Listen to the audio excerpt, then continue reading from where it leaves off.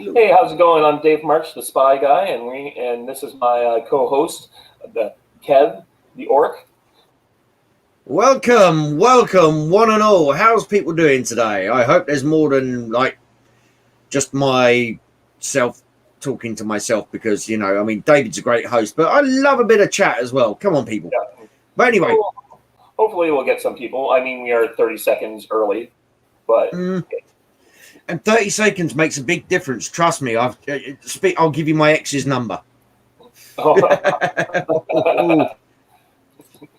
Yes, and 30 seconds early, and she still didn't have the fucking dinner ready for me, so I had to teach her what was what. Yep. Oh, and wow, hold the phone. I have suddenly had a massive thunderstorm come out of nowhere. So, folks, if you hear it, apologies. Mm-hmm. That roll of thunder went on for about 30 seconds. Well, I didn't hear any of it, so I guess that's good for us. Good mic. Good mic then. Yeah, no, I do a different show on a different channel with a friend of mine, and he's like, one day he was out in the backyard because he was using his MacBook to do his streaming, and he's like, I'm sorry about all these airplanes that keep flying overhead, and the guests were like, what airplanes? We hear nothing. Like, did you hear that one? Like, no, Don, you're just keep telling us about these mythical airplanes that are flying over your place. So today we're going to talk about the top 5 Chuck Norris movies that are not Delta Force. Yes, because let's be honest here. We went for Chuck Norris actual movies. I mean, you think that 2 things he's probably best known for outside of, in the last 10 years or 20 years, let's be honest. Walker, Texas Ranger. Yep. And Expendables 2. Yeah. And before we go any further, I have to give a honourable mention to his role in Expendables 2. Because there was a little bit of a backstory behind, when they meet him and they're like, I heard you got bit by a king cobra. And he's like, mm-hmm. And after 5 days of excruciating agony, the cobra died. You know where that come from? Do you know where that actually come from? Is that from the book? No. There's actually a website called Chuck Norris Facts, where people put all these absolutely outrageous Chuck Norris facts. I mean, you can Google it right now. Just go on Google and just Chuck Norris Facts. It comes up with like the top 100.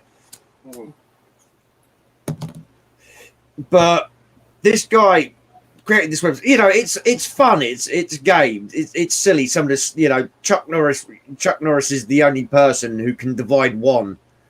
It's absolutely silly things. Oh yeah. Absolute obscene things. Have you ever watched? That was. Oh, go ahead. Sorry, go. No, sorry. Well, thank you. Have you ever watched Will It Blend? Will It Blend?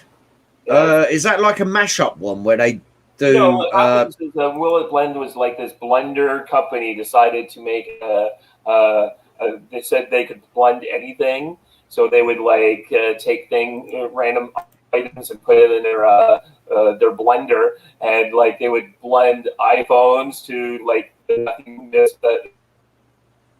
Whoa, hello. You're going a bit roboty. Okay, you hear me now? Yeah. Sorry, no, you went all R2D2 on us for a second there, folks. So this site called Will It Blend, they take an iPhone and he would smash it in half so it would fit into the blender because it's like a standard blender, and then they would blend it down into the component parts. Ooh.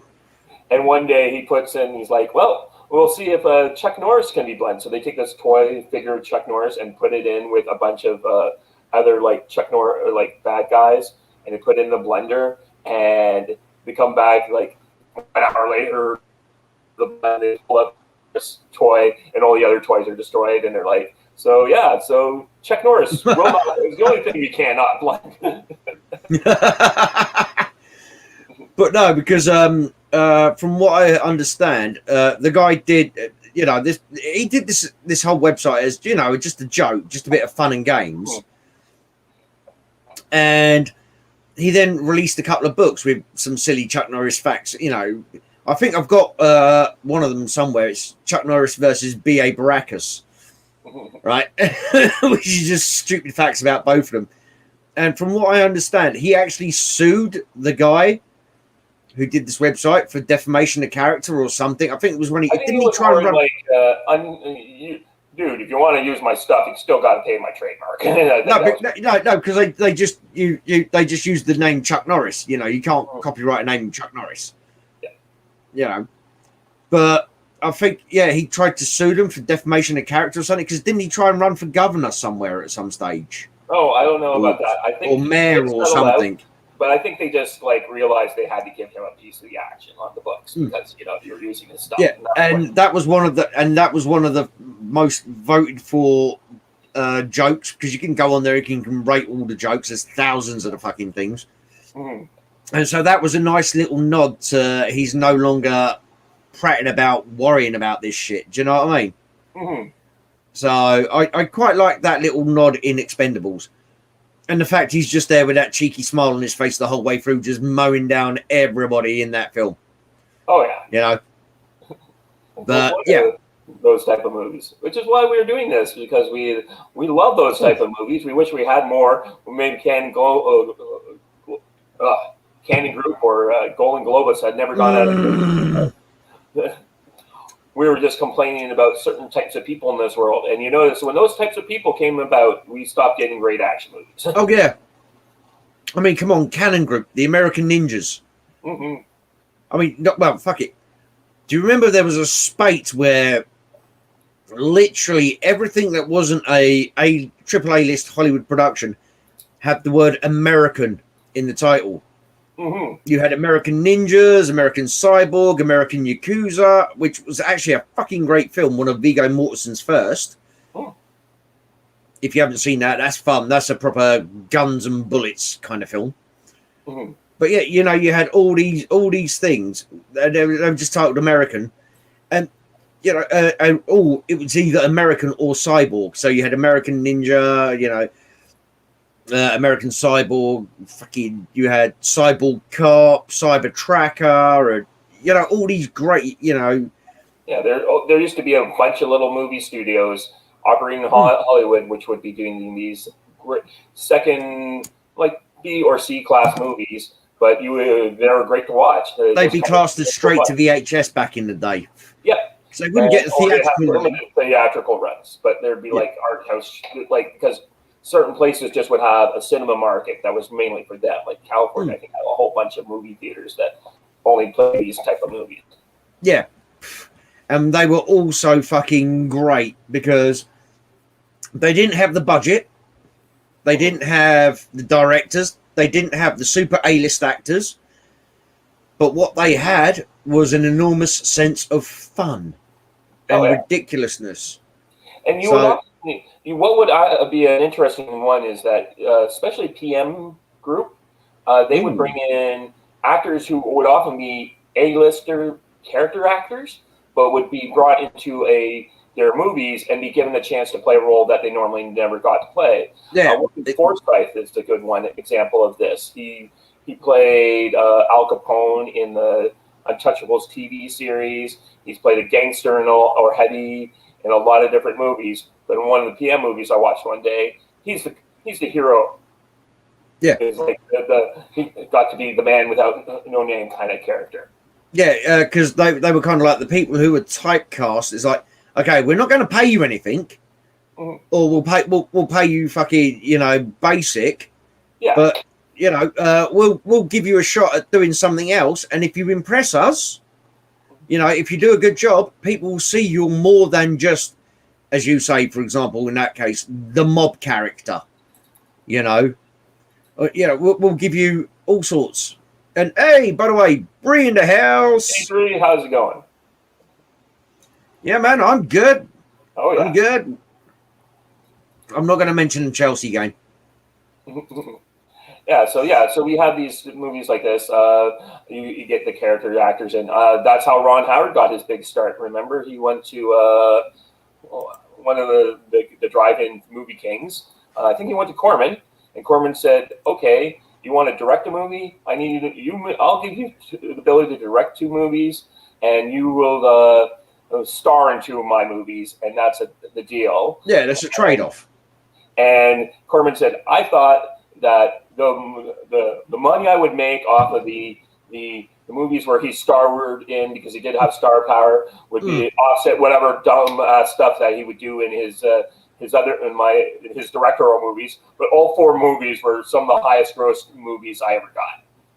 Yeah, exactly. He thought, right, I'll lose $2 million on him directing this thing, but I'll make $6 million because he's starring in this. And then he went, hang on, that's not right. I'm in the green on all of them. Yep. What the hell? But nowadays, this is what annoys us as well: is Hollywood plays so safe.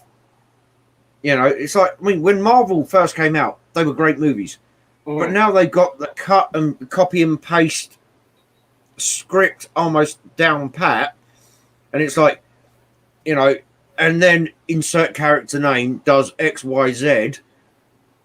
You know, and it doesn't feel organic. It feels like they're just rehashing the same scripts over and over again. Which, granted, a lot of the films we talk about pretty much do the same, but they were aware of it as much as anything else. You know, they knew and they just had fun with it. And I can say there are movies like that still being made today. Go on Amazon Prime. There's a lot of movies like that being made. A lot of them are starring Bruce Willis or Nick Cage or some of these other guys, and they drum out like half a dozen of them each a year. And you know, they show up. They're only on site for maybe 2 weeks of production, but like you take a schlocky cop horror movie here, add in like a brief cameo by Bruce Willis, and then you get often a very interesting movie made out the other end. Well, and a lot of them are kind of self-aware movies like that one. Oh god, yeah, I love that shit. I love this is why me and David are talking this sort of stuff, because we love a good movie that's self-aware, that knows exactly what it is, exactly what it's doing on the tin, and people don't recognize them. People haven't heard, because a lot of the stuff a lot of the movies we bring up, they're what, post 1990, would you say? I mean, I think we brought up a couple. I mean, Fortress was 91, I think. Yep. You know, I mean, everybody's heard of Blade Runner, but that's why we said how without Blade Runner. Right. But, in Crossworlds was 94 or something, I think it was. But some of these movies, especially now when we're doing stuff like Chuck Norris, now we're getting movies that were made in the 70s and 80s. Oh, yeah. Exactly, man. Wow, you're getting a real bad connection at the moment. I don't know what it's like on the stream. Oh, let me just check what it's like. Yeah, you're freezing on the stream as well. You know what? Let me try to change. I'm sorry, but you're going a bit roboty for me. And yeah, so I've got the stream up, and my camera's been weird all day. I was in a meeting earlier. Maybe I'll switch here. Ladies and gentlemen, we'll be right back after this important technical announcement. Ensure you have more than one fucking camera in your house. Oh, sorry, you don't like swearing on this channel. I do apologise. That's my one F-bomb for the show. Oh, he's okay with it. In that case, I don't have to fucking apologise for my one F-bomb. Hey!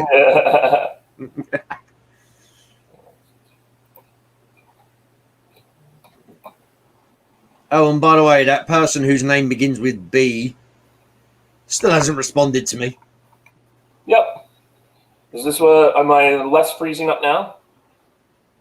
Yeah, but now your sound's out of sync because it's picking up from somewhere else. Oh, hold on.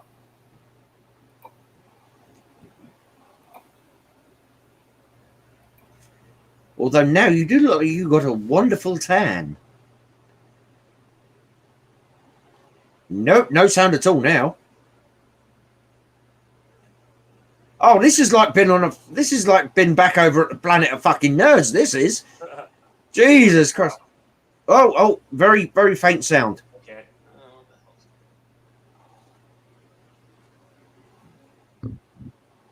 What about now? Hey, there you go. Yeah, I had it off from earlier, so I guess I was going through the camera up there, and now I'm down here. So, anyways, yeah. I think you were going by the laptop. Yeah. Yeah. But no, now we got you looking gorgeously tanned.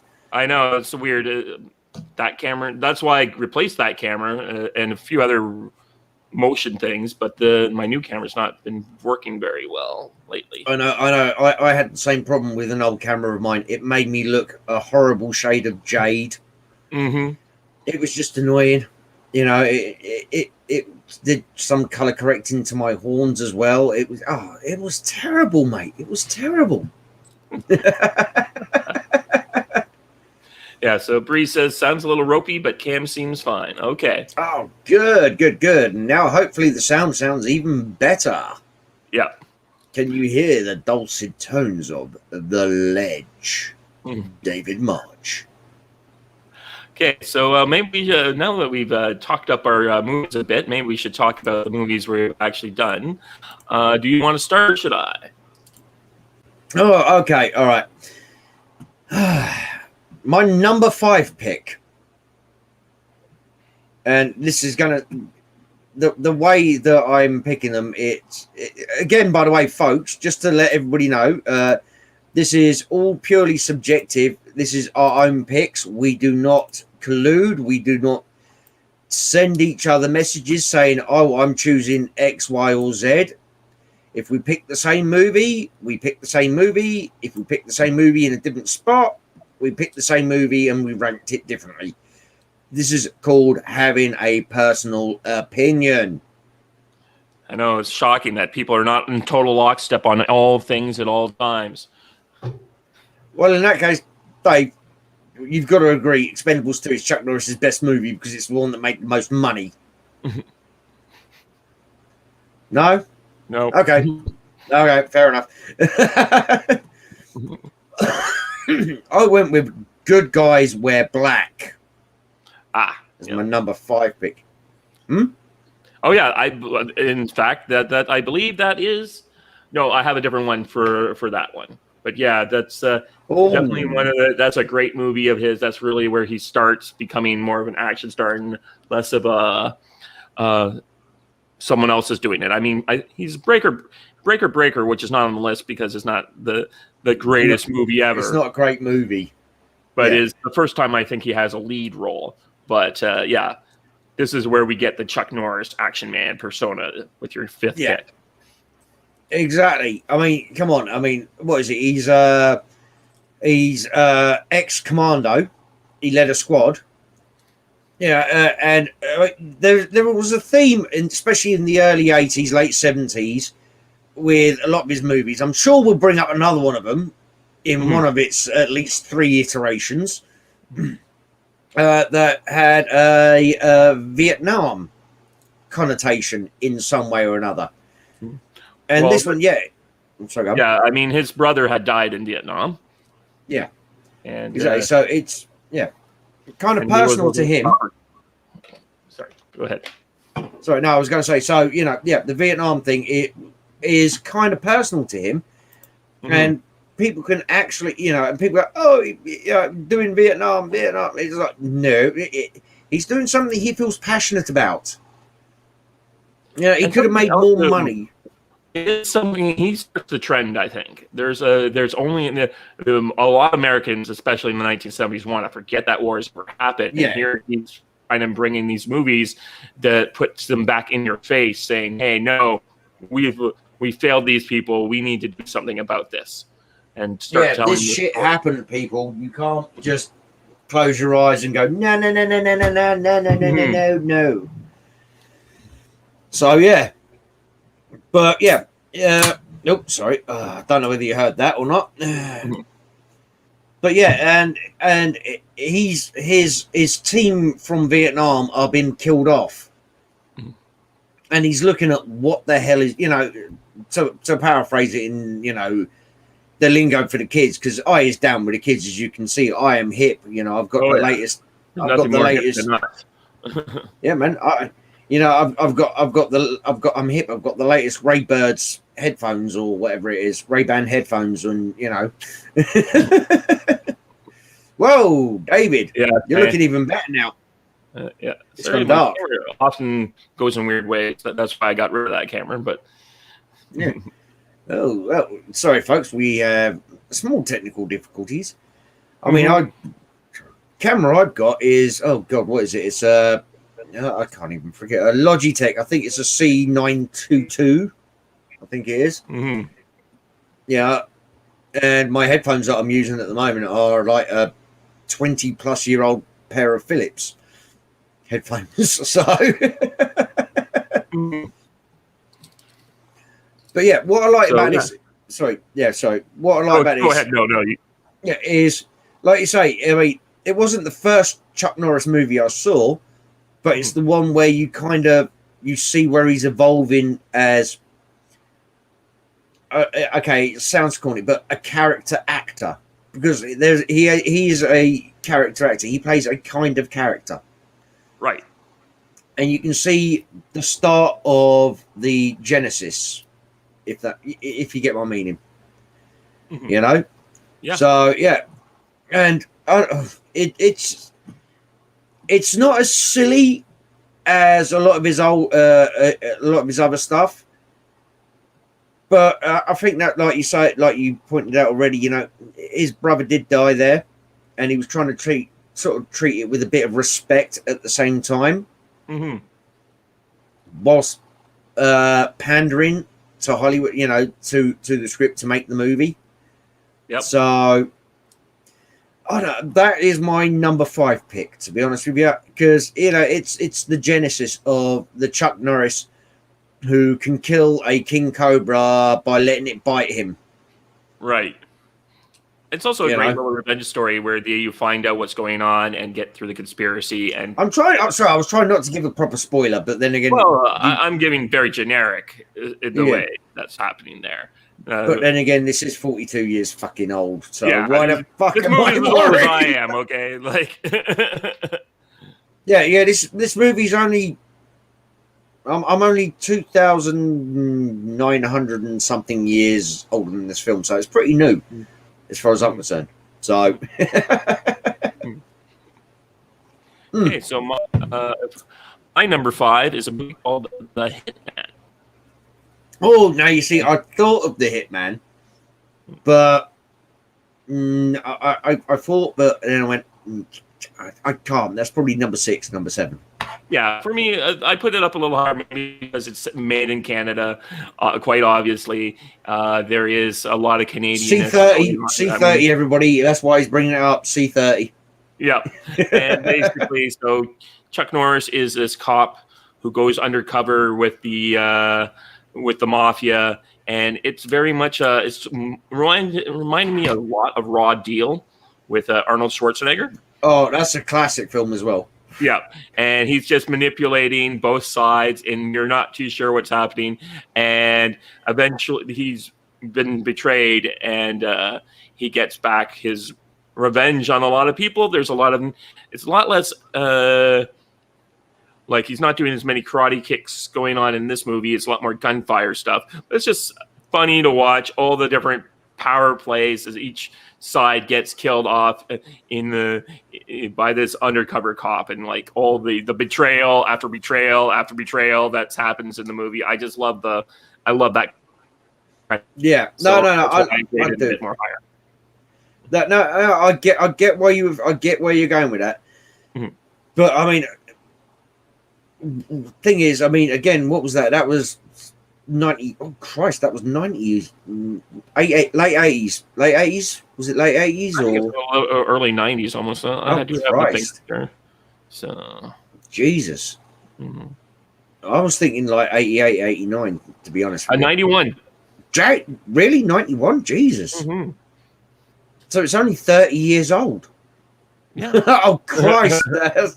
That sounds so bad when you say it like that, doesn't it, man? Oh yeah. But no, one of the reasons is because you do get spoiled, because you get these gems, mm-hmm.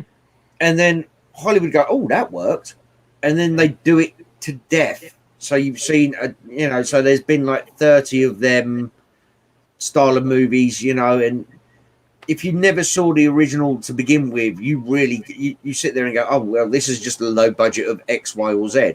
You know what I mean? Yep. And whilst it was fun, I can't believe it was fucking 91. I literally thought it was like 88. But yeah, whilst it was fun, I just thought it was like 6 or 7 for me. Yeah, that's no problem. So again, folks, just like to point out, we like these movies, but we have slightly different tastes, and we always rate them a little differently, or we'll go for different gems from the list. So we don't. Yeah. It would be terrible if we were just like, oh, your top 5 is exactly like my top 5. Yes. Oh, yes. I picked 1, 2, 3, 4, 5. Oh, yes. So did I. Oh, great. See you all later, folks. Bye. Oh, by the way, if anybody in the chat has an opinion on Chuck Norris movies, please feel free to post them.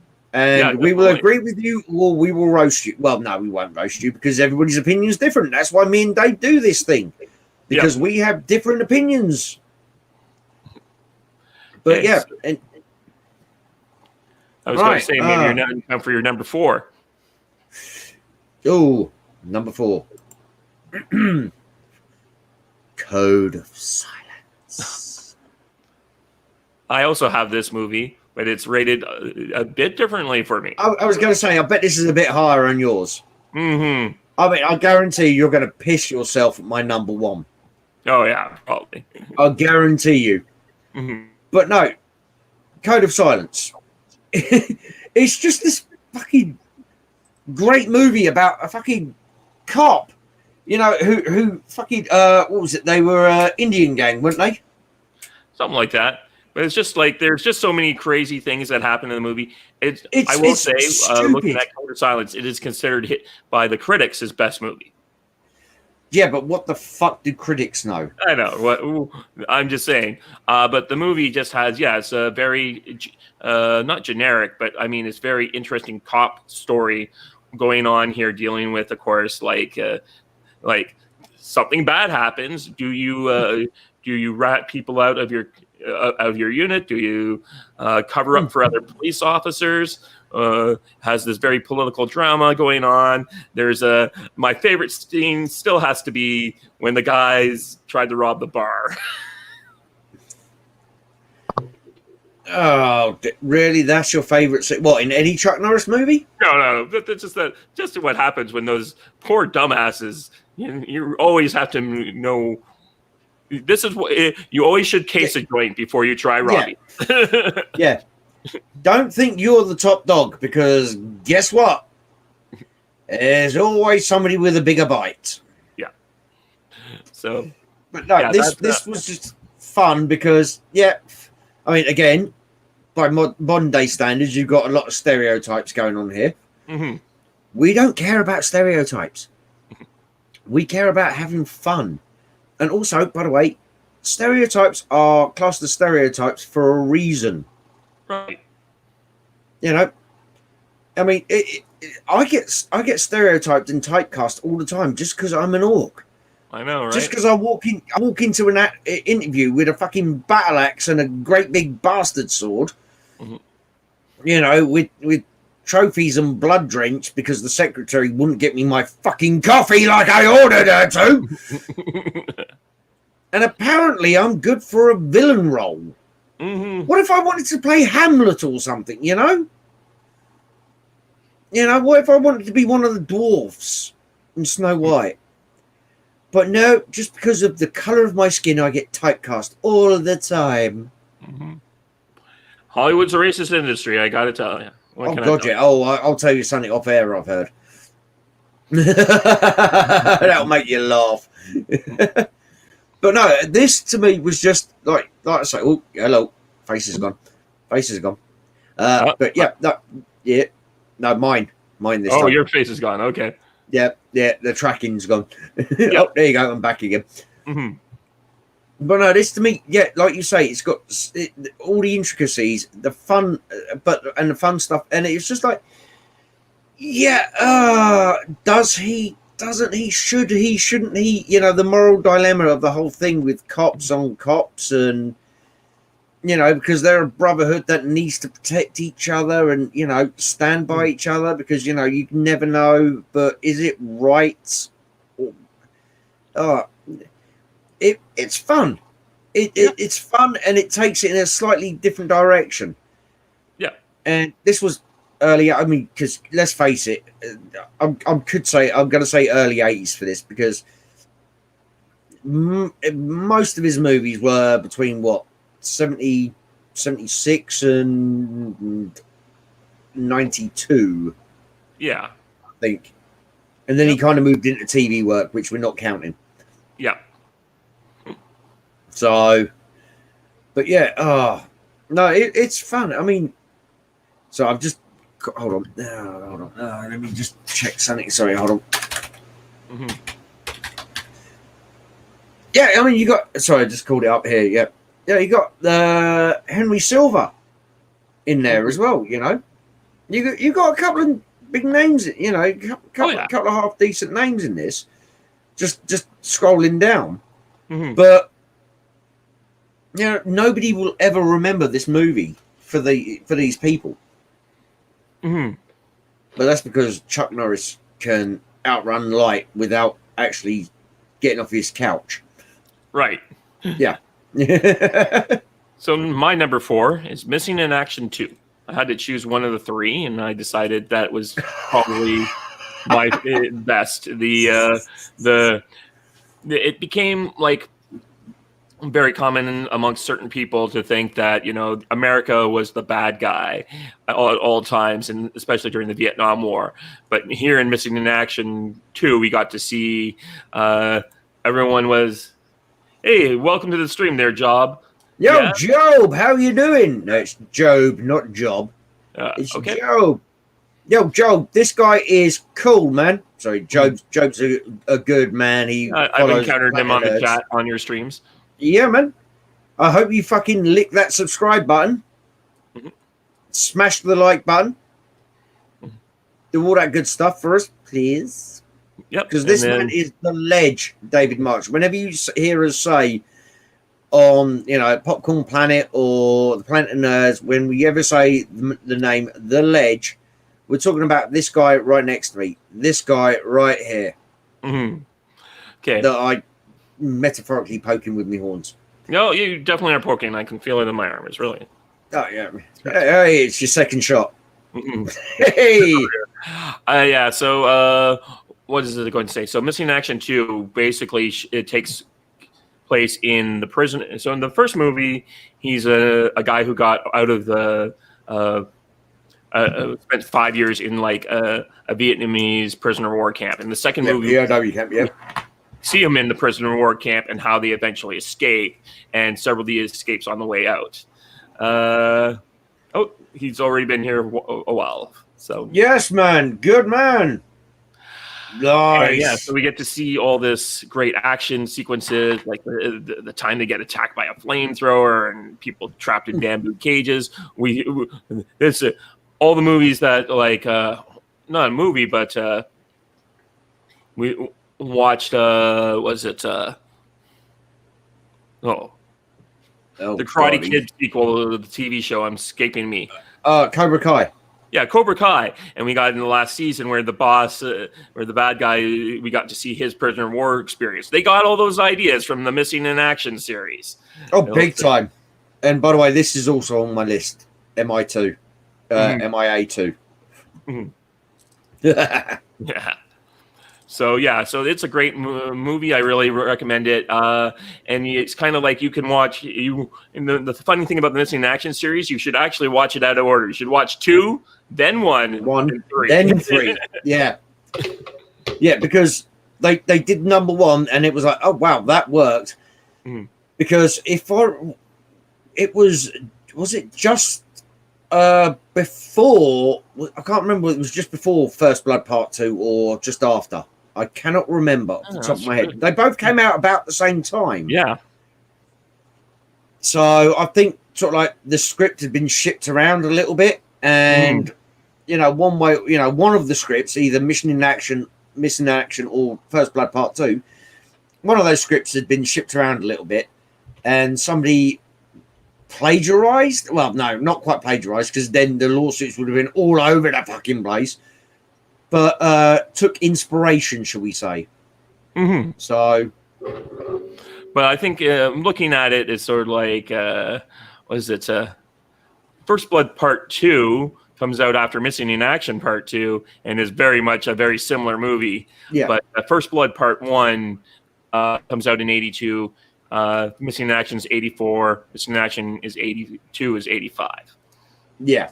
So it does feel, because, I mean, granted, back in those days, movies were not as bogged down in production as they are now. Mm-hmm. You could have a 90-day shoot time, and 6 months later, you'd be hitting the theaters, hitting the cinemas. You know. Yep. It wouldn't be the best film in the world, but you could do that. But it did feel to me, it does seem to me like somebody read something from one of the scripts and then. Mm-hmm. Well, we know from a lot of these movies, like imitation is a special form of flattery. How many disaster movies? Imitation is the highest form of flattery. Yes, and like so we're going to be doing a giant asteroid hitting the Earth movie. Oh, Deep Impact. Well, what can Michael Bay come up with to fight you on that one? Oh, fuck a nuclear bomb on the moon! Yeah. All right, he's not on the moon, he's on the asteroid, but you get the meaning. Yeah. So we get Armageddon comes about because of Deep Impact's getting produced. And to be honest, Armageddon's more fun, but Deep Impact is a better story. Like, just, the end of it where they're standing on the beach, just looking. Because it's like, right, we can only, the astronauts are like, we can only destroy one half of it. We'll take out the bigger half in this is Deep Impact. We'll take out the bigger half. Of course, the best part of that movie is where the creepy little kid gets to marry the hot chick from his high school. Because, everyone, you knew that was someone's fantasy right there. Well, no. Every creepy little kid should marry their high school sweetheart who they've stalked and hidden in the locker of and shit like that. Mm-hmm. Right before an asteroid impacts and wipes out 80% of the population. Yep. Joe, Jesus Christ, man, you can't multitask. Just turn the volume up. Sheesh. Okay, so so you get a lot of plagiarism, but no, Mission Action 2, like you say, it's the backstory. It is.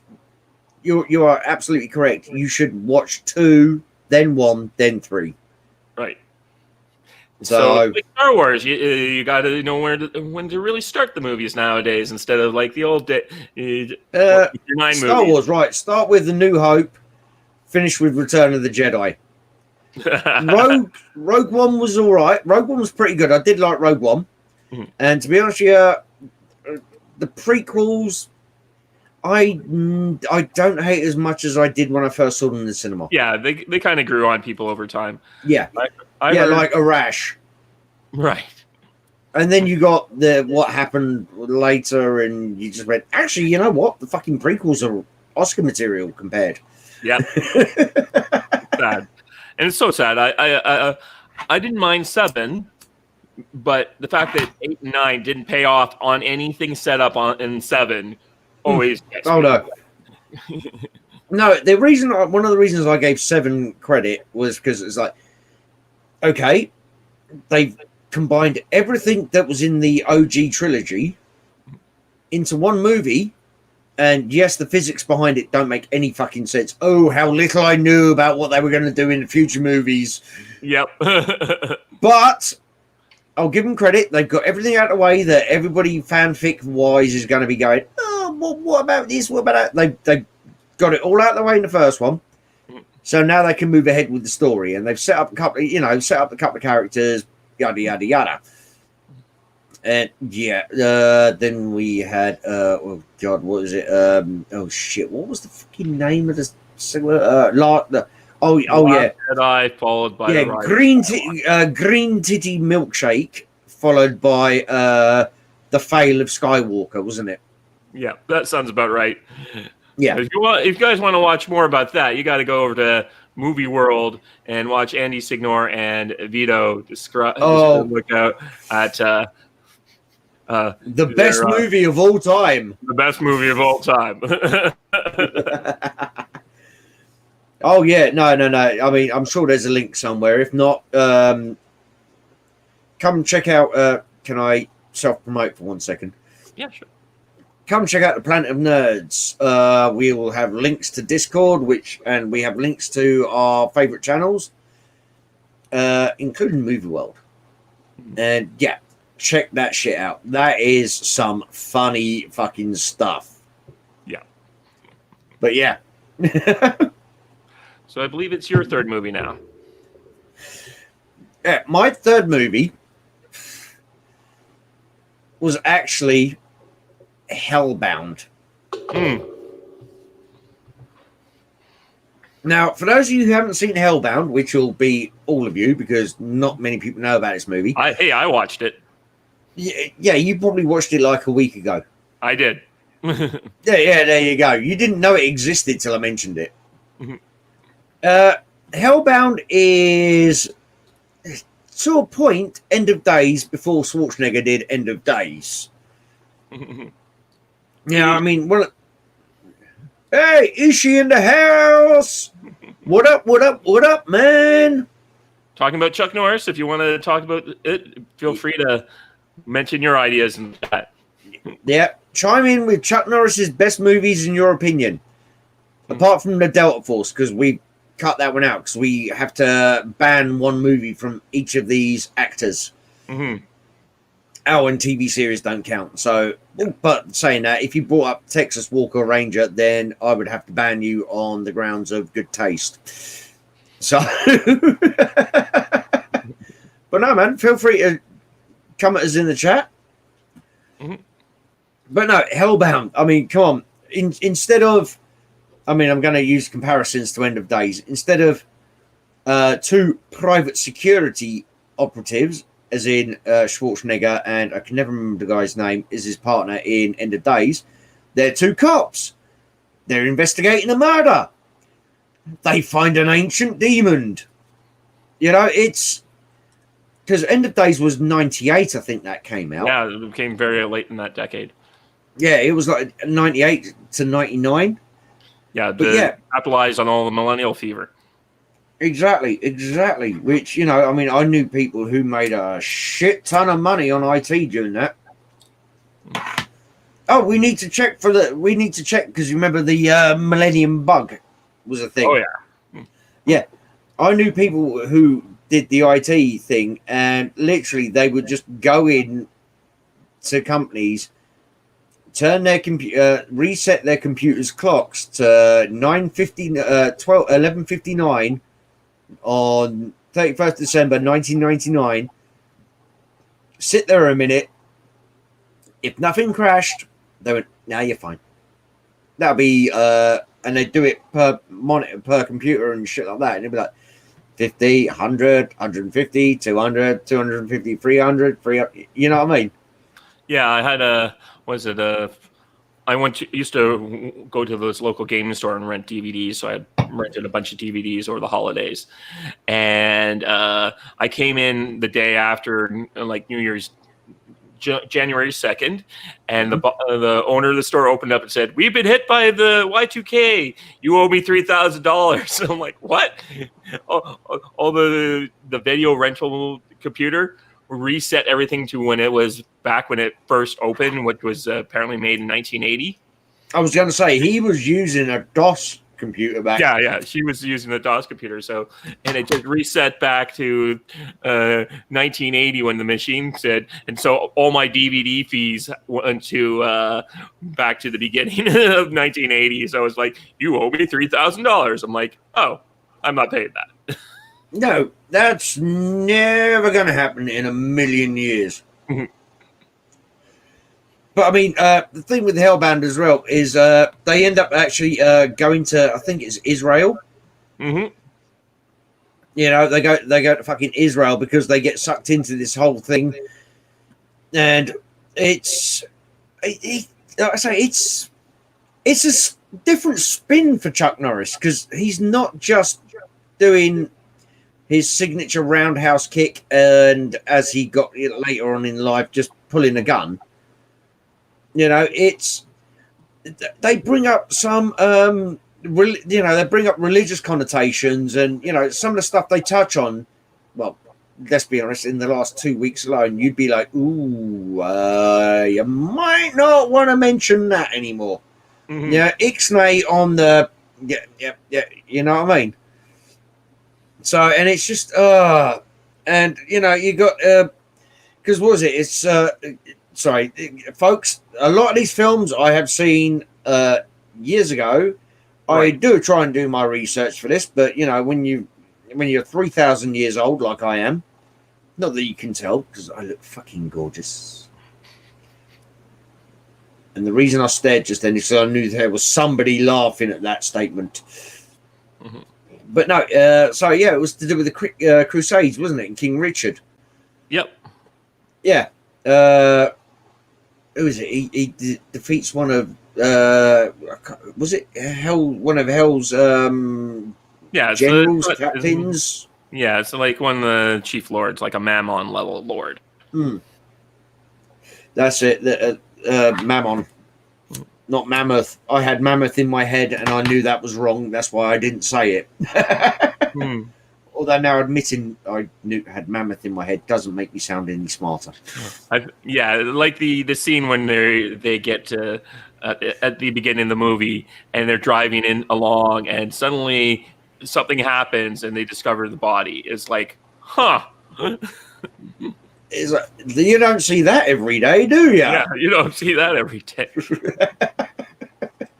Never mind. Okay.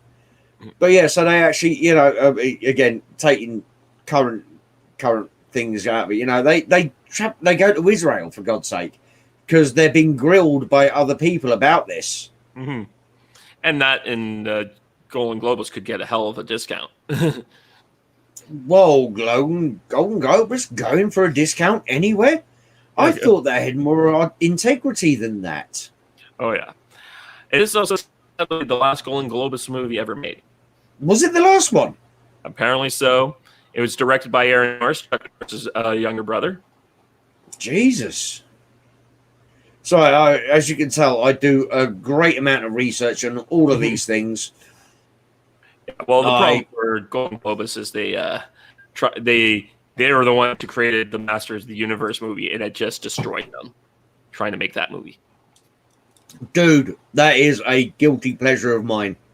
Oh yeah, it's a great movie. I love that movie. I remember seeing it as a kid in the theater with a bunch of my friends, but the movie just bankrupted the studio trying to make it. But it's such a good movie, and they should claim residuals because it launched Courtney Cox's career. Mm-hmm. Yep. Do you know what I mean?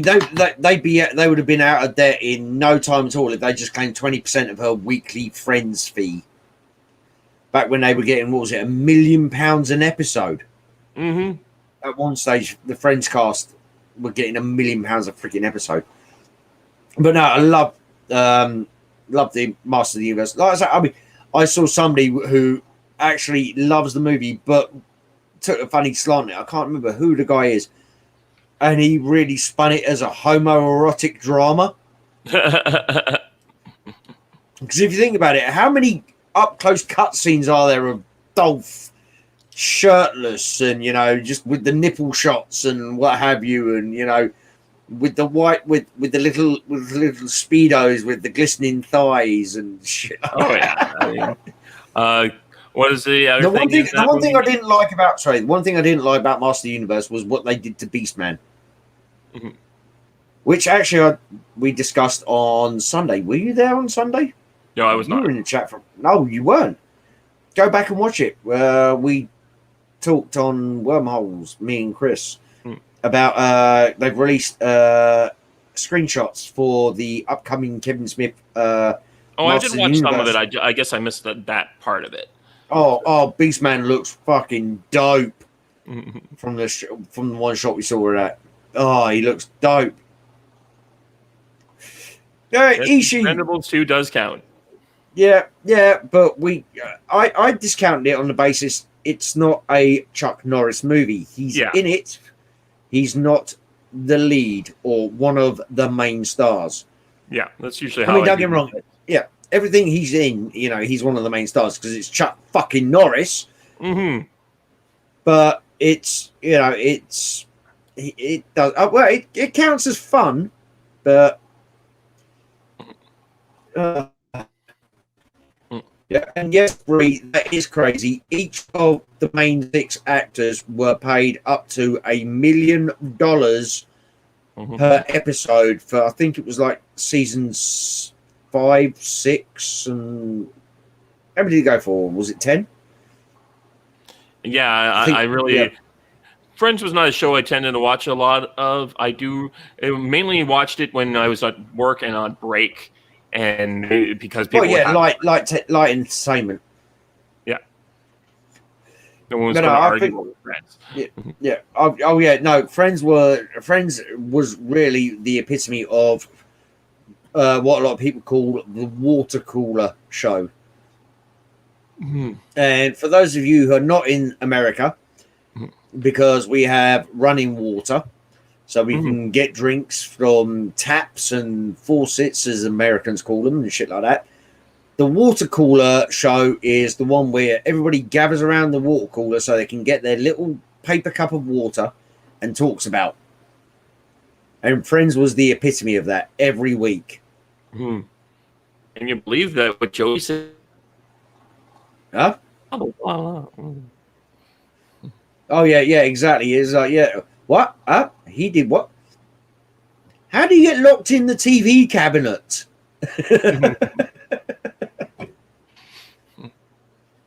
But yes.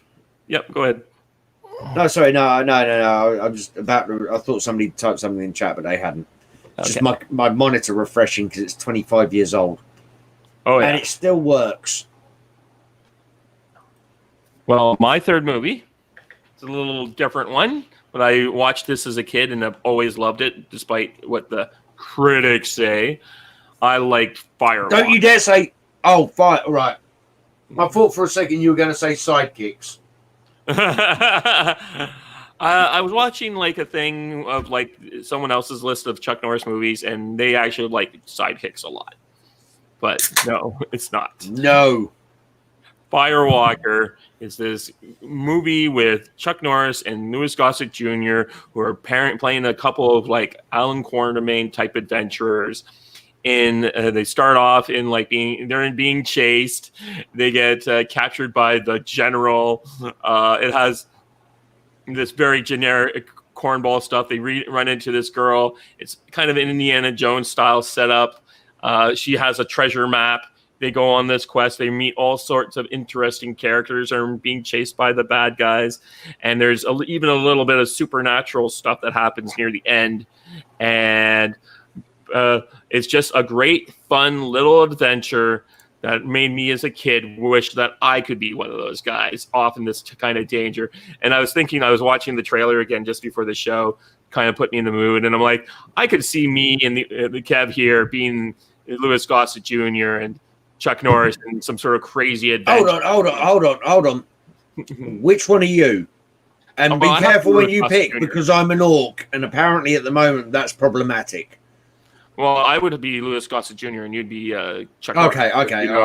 You're the much more the physical guy who beats the crap out of people with your sword and stuff. Yeah. Okay. I'll let you off on that one because I was going to say you can't typecast me just because I'm green. Green lives matter, y'all. But no. Firewalker, yeah, but I think I again it was one I was like, yeah, okay, right, I might, but then I remembered I saw Firewalker after seeing Romancing the Stone. Oh yeah, there you go. And Quartermain. Mm-hmm. So I'd seen both of those first, and then I saw Firewalker. Right. It's kind of, so you're going up against some really good movies in the genre, and then you put on Firewalker, and it's definitely going to pale compared to Romantic Stone. I mean, exactly. I mean, I've got special double box set of Romance in the Stone, Jewel and the Nile. You know, 2 of the 3 films Danny DeVito, Michael Douglas, and Kathleen Turner did together. I actually have the 3rd film as well. Bonfire of the Vanities. No, not Bonfire. No, War of the Roses, bitch. Yeah, War of the Roses. Sorry. Yeah. Bonfire of the Vanities is a very different movie. yeah. War of the Roses is slightly different.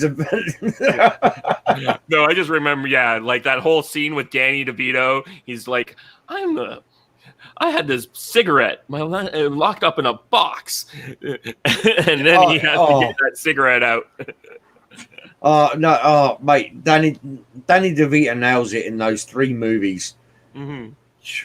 Yeah, well, saying that they all fucking nail it. But I think I'll be honest with you, I've probably I'd say out of Romance in the Stone, Jewel and Nile, and War of the Roses, War of the Roses is my favorite out of those 3.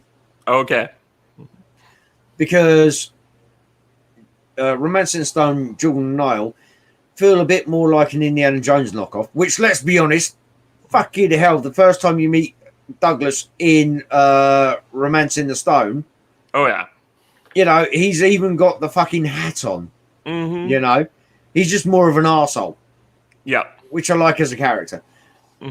But War of the Roses was just such a right. Hold on, we're getting a divorce, but neither of us can move out of the house. How can we fuck with each other the whole time? Oh yeah, this is a movie that just Danny DeVito is the divorce lawyer who's getting paid no matter what the fuck happens, and he's just spinning it and playing it. It's just fucking Jesus. I wish that was open source, because then I'd love to do a watch along on that one. Oh yeah, there is definitely something in that movie. Sorry, we got distracted. Episode of like a Law and Order where the people are like, "How can you imagine those 2 ever got married because they like killed someone in their thing?" And the guy's like, passionately, they totally were. Only true love can breed such hatred in another person. Well, look, like in War of the Roses, when she's having her dinner party for all the girls, and he just comes in and pisses all in the soup. He just stands there in the table in front of everybody. He just fucking whops his cock out and pisses in the soup. He goes, because he tries it first. He goes, "Oh, that's nice, dear. It needs a little bit of something." I'm paraphrasing because I can't remember exactly what he says. And then he just fucking whops his cock out and fucking pisses in it and goes, "There you go. That's better." And he just walks off. Yeah. Oh, it's such a good movie. I haven't seen it since the first time I saw it, and it just led such an indelible mark on my brain that I remember so much about that movie. Dude, watch it again. Seriously. If you can't find it, I can send you a link to something. I'll find it for you. All right? Because I think that's one of the, you know what, that's a great date movie. I think that's the type of movie you should take a girl to on first date. Woman, right? you're living, you think you might end up living with me? Here's a list of do's and don'ts. It's fucking awesome. It really is. Hold on. Oh shit, we're going down a wormholes tangent. Yeah, no. Well, I don't. That's my bloody show. Jesus, I'm stealing it. Yeah. I'll let you off your little ledge. Okay. So it's so that was my 3rd. So you're 2nd. Missing in Action 2.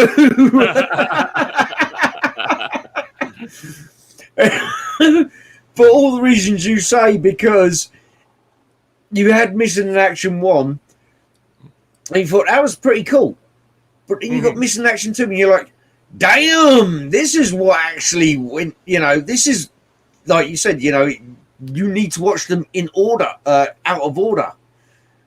And Missing in Action 2 filled in blanks and gave us a different perspective on the whole thing compared to just Missing in Action 1. And it was like, okay, all right, this one's better.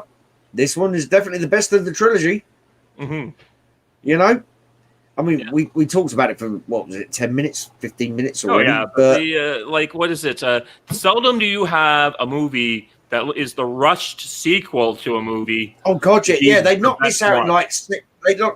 like less than 6 months Mm-hmm. from initial concept to fucking closing the can and putting it, putting it up. But yeah, but no, it's just a better movie because yes, you were sucked in by the first one, but this one gave you more character. And it explained all the stuff which during the first one you're just like, huh? Oh, it was like I say, it's just the best of the trilogy in my opinion. Missing in Action 3 to me was a cash grab. Yeah, it's just it almost like felt a little bit of a rip off. Well, so Rambo First Blood Part 2 rips off Missing in Action 2. So in revenge, but Rambo First Blood Part 2 had a bigger off other parts of Part 2. Yeah, but Rambo First Blood Part 2 had a bigger production, which takes longer. Yeah. So you don't know which one started first. I have a feeling if you get what I mean. They were really tapping into Missing in Action for that movie. Yeah. No, I'm not saying it either way, but you know, we all know the way Hollywood is. The second there's a sniff of a good idea or a sniff of a fucking script, somebody will whisper to somebody else, and then that somebody else will go, "Oh, I've got an idea," and they'll go this way, and then somebody else will go, "Oh, well, I've had a better idea, and we'll do this." So, which is why, like I say, the Rambo / Missing in Action, I find them hard not to differentiate in quality, because obviously the Rambos are the superior films. Yeah. But in quality of story, they are shockingly similar, shall we say. Yep. They're just sort of like told from a slightly different perspective.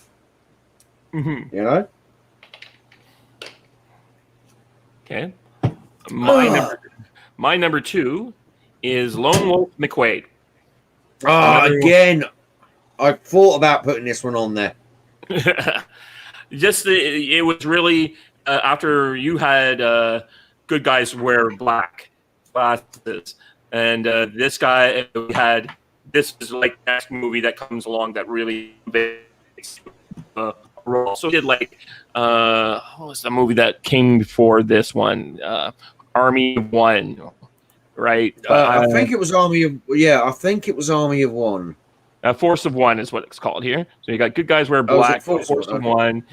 He does the Octagon, which I thought about putting on here, but Lone Wolf McQuade is the thing he does really before Missing in Action. And it's like he's just this badass lone cop who hates to work with a partner. He's forced to work with a partner, one of those kind of movies. And here he ends up like going up against David Carradine, the Kung Fu the Legend himself, as the head bad guy, and you just get Chuck Norris fights Bruce Lee in that movie. That's more a Bruce Lee vehicle, but one of those first movies. And Chuck Norris hated that movie because he had to put on over 25 pounds because he said he was too small for it. Yeah, which he doesn't. Which is why he doesn't do any of the more acrobatic moves and the jumping moves, because they literally force fed him hamburgers because his body type was too similar to Bruce, and they wanted him bulkier as the American, the Westerner. Yeah, So we have Lone Wolf McQuade. We just have this kind of action thing going on here.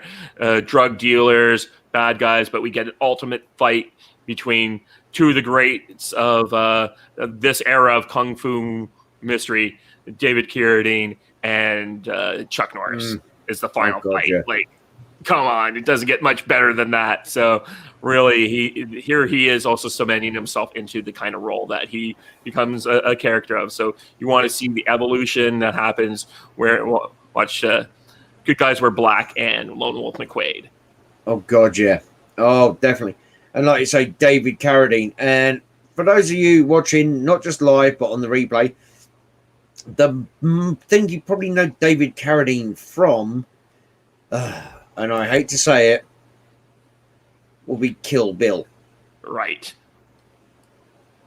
You know, and I'm not knocking him for that, but that's pretty much, you know, what most people remember him from now. You know, I mean, fuck me, this was the guy, like you say, OG Kung Fu series. Excuse me. Wow. So Will Morris is asking in the chat, is Silent Rage on my list? Sadly not. It was one of those movies I wanted to get to, but I didn't get to. Yeah, it was one that, well, it was like the Hitman. I thought I couldn't really... And people are going to laugh when they hear my fucking number one pick, because I haven't disclosed my number one pick yet. But, by the way, yo, what up, Will? You better be subscribed to this man's channel, because otherwise the orc will get you. And I can't be bothered to do the whole zoom in extreme close up. But I will do it at some stage. But yeah, it was one of those ones where it was kind of like, oh, there you go. There you go. There you go. You better be subscribed, Will. I think he is. Good.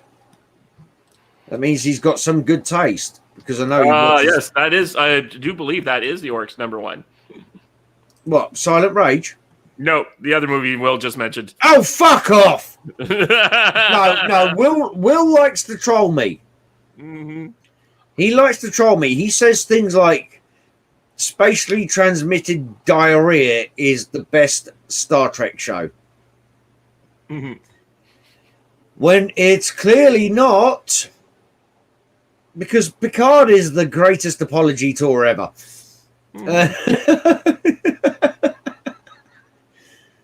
But no.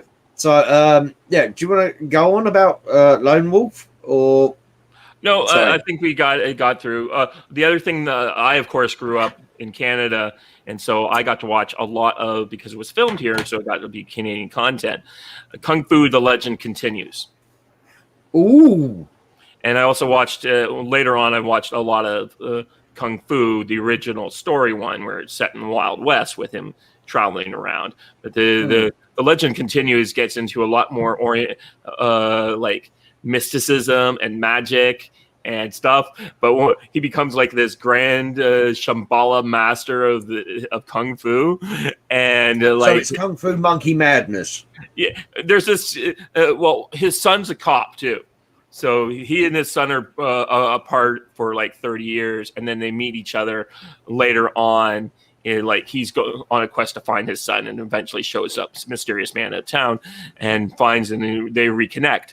And one day his son and him are wandering around, and he's like, suddenly they get attacked by ninjas. They beat them off. The ninjas disappear, and then they beat them off. Excuse me. Yeah, that's a different fucking movie, there, mate. Jesus Christ. So well, send me the link to that one. I'll watch it tonight before I go to bed. Yeah. So Kane and his son beat off these, get rid of the ninjas, and his son's like, "Who are those people?" He's like, "I don't know. Why did they attack us? I do not know." And he's like, "Are you just getting randomly attacked by ninjas?" Yes. It happens. This happens when you are a grand shambolic master. Another interesting thing about David Carradine is he has a wedding, one of his later weddings. He has during the wedding ceremony, as soon as they finish I Do, he has a bunch of ninjas attack the wedding, kidnap his wife, and take off with her. I'm sorry, David Carradine, I will always think Frankenstein as well. Yep, of course. From the original Death Race. Right. What are they doing over there? Oh, it's Euthanasia Day. So why are we turning right here? No, wait for it. And then you just see all these nurses flying over the hedges and the bushes as he runs them all over. He's like, yeah, you go, bonus points. I agree there. You're right. She is definitely the hero we deserve there, Will. Apparently, we all did terrible Will, things fuck in our off. past life. Will, fuck off. I'm trying not to swear too much because this is David's channel, and I like to be respectful to my hosts, because especially as David is the legend. Mhm. But Bree's don't asking bring that. Bree, Don't Chuck bring that Norris crap. did do a movie with Bruce Lee and called The Way of the Dragon. And in that one, he takes on the role of, say, David Carradine, where he's the bad guy in that movie. Mhm. So if you wanted to... But also, they did actually have a real fight. Yeah. It's no, they did. It's the same as the third round between Apollo Creed and Rocky. They had that fight. They both walked out of there. They never disclosed who won. Ooh. And I don't know, I'm making that shit out of my ass. It sounded cool, though. Let's be honest here. Yeah, it definitely sounded cool. So that was your number one then? No, that was your number one. Okay, yeah, you're right. That was my number two. So why don't we go with your number one? Okay, and here's where people are going to piss and laugh themselves. Oh, wait. Let me get. Talk. No. No. And it's not fucking sidekicks either. My number one pick for Chuck Norris, for the sheer cheese, silliness, extremeness factor, Invasion USA. Ah, good. I was glad you brought that one up. It's not mine. Invasion fucking USA. This movie has it all. It has America having a beach invasion on its shores, whereupon everybody gets into U-Haul trucks and drives off. It has flashbacks to the most skilled assassins in the world getting taken out by Chuck Norris and then not getting killed. It has the most amazing interruption of a dude hooking up with a prostitute of all time, which leads to pinning his hand to a wall and then giving him a hand grenade and saying, oh, you know what? Yeah, see if you can move faster than this. It is the ultimate. I mean, not being funny. No, I'm not. I think it's no, it's great. I mean, it's so absurd to the point where he's got. Not even shoulder holstered. They're shoulder harnessed mini Uzis. He carries around with him the whole time. You know, the ones which got about 15 bullets in the clip. Yep. And can't actually hit a barn door from 10 foot away. And he's using mow down fucking terrorists left, right, and center like crazy with never reloading. He shows up anywhere any of them are, bearing in mind they're supposed to spread across America, and takes them out.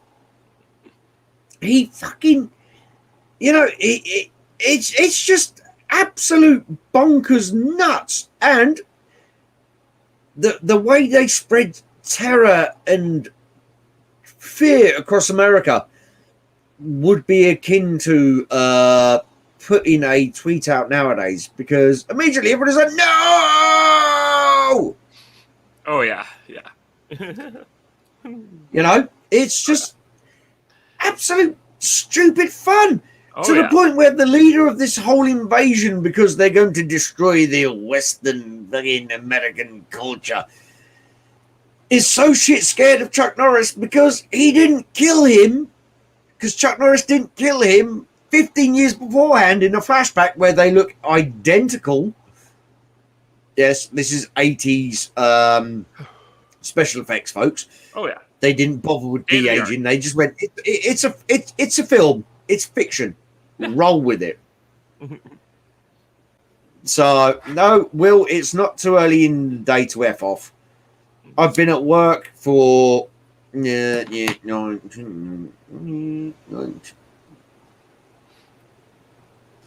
14 hours. So no. No, fuck. Oh, see, look, I told you, Will's a class A troll. Yeah.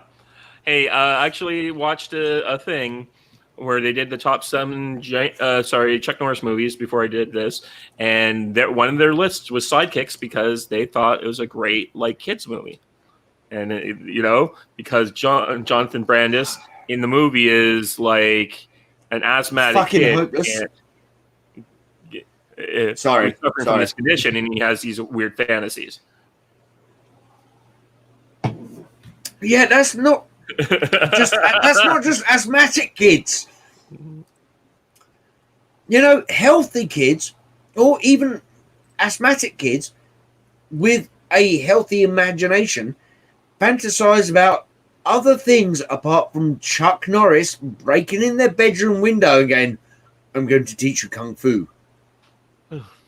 Mm-hmm. They fantasize about other people breaking in through their bedroom window and teaching them other things. What kind of things could they possibly want to learn that's more important than Chuck Norris teaching them kung fu? How to work your way through the entire Playboy Mansion in less than 7 days without dying. Will says Invasion USA haunted his childhood. Whenever I put on TPS, it was always there. Yes. It was either that or Beastman, or what? No, what is it? Beastmaster. Beastmaster. Oh, that's great. Kevin. No, not Kevin Sorrow. No. Jesus, what's his name? Oh Christ, no, because he was in Beastmaster with Kodo and Podo, the 2 little ferrets. Oh yeah, yeah. I talked about this show last time too. Yeah. Oh yeah. I'm trying to remember the fucker's name now. I can't remember it for the life of me. No, but I know my man Dave is looking up Beastmaster right now. Yep. Joe, the orc eats all Mark signs. Singer? Yeah, that's it, Mark Singer.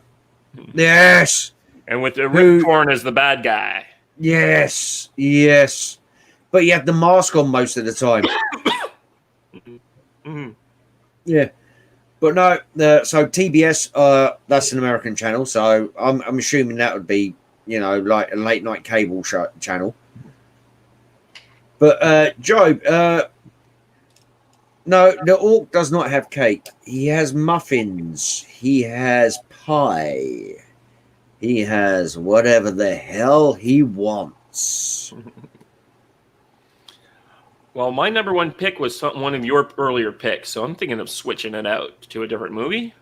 Oh, my number 1 pick was Code of Silence, because I think it is a really superior cop movie that it's hard to see. It was one of his Chuck Norris's greats, but I'm going to switch it out for the Octagon. Oh, you went with the Octagon.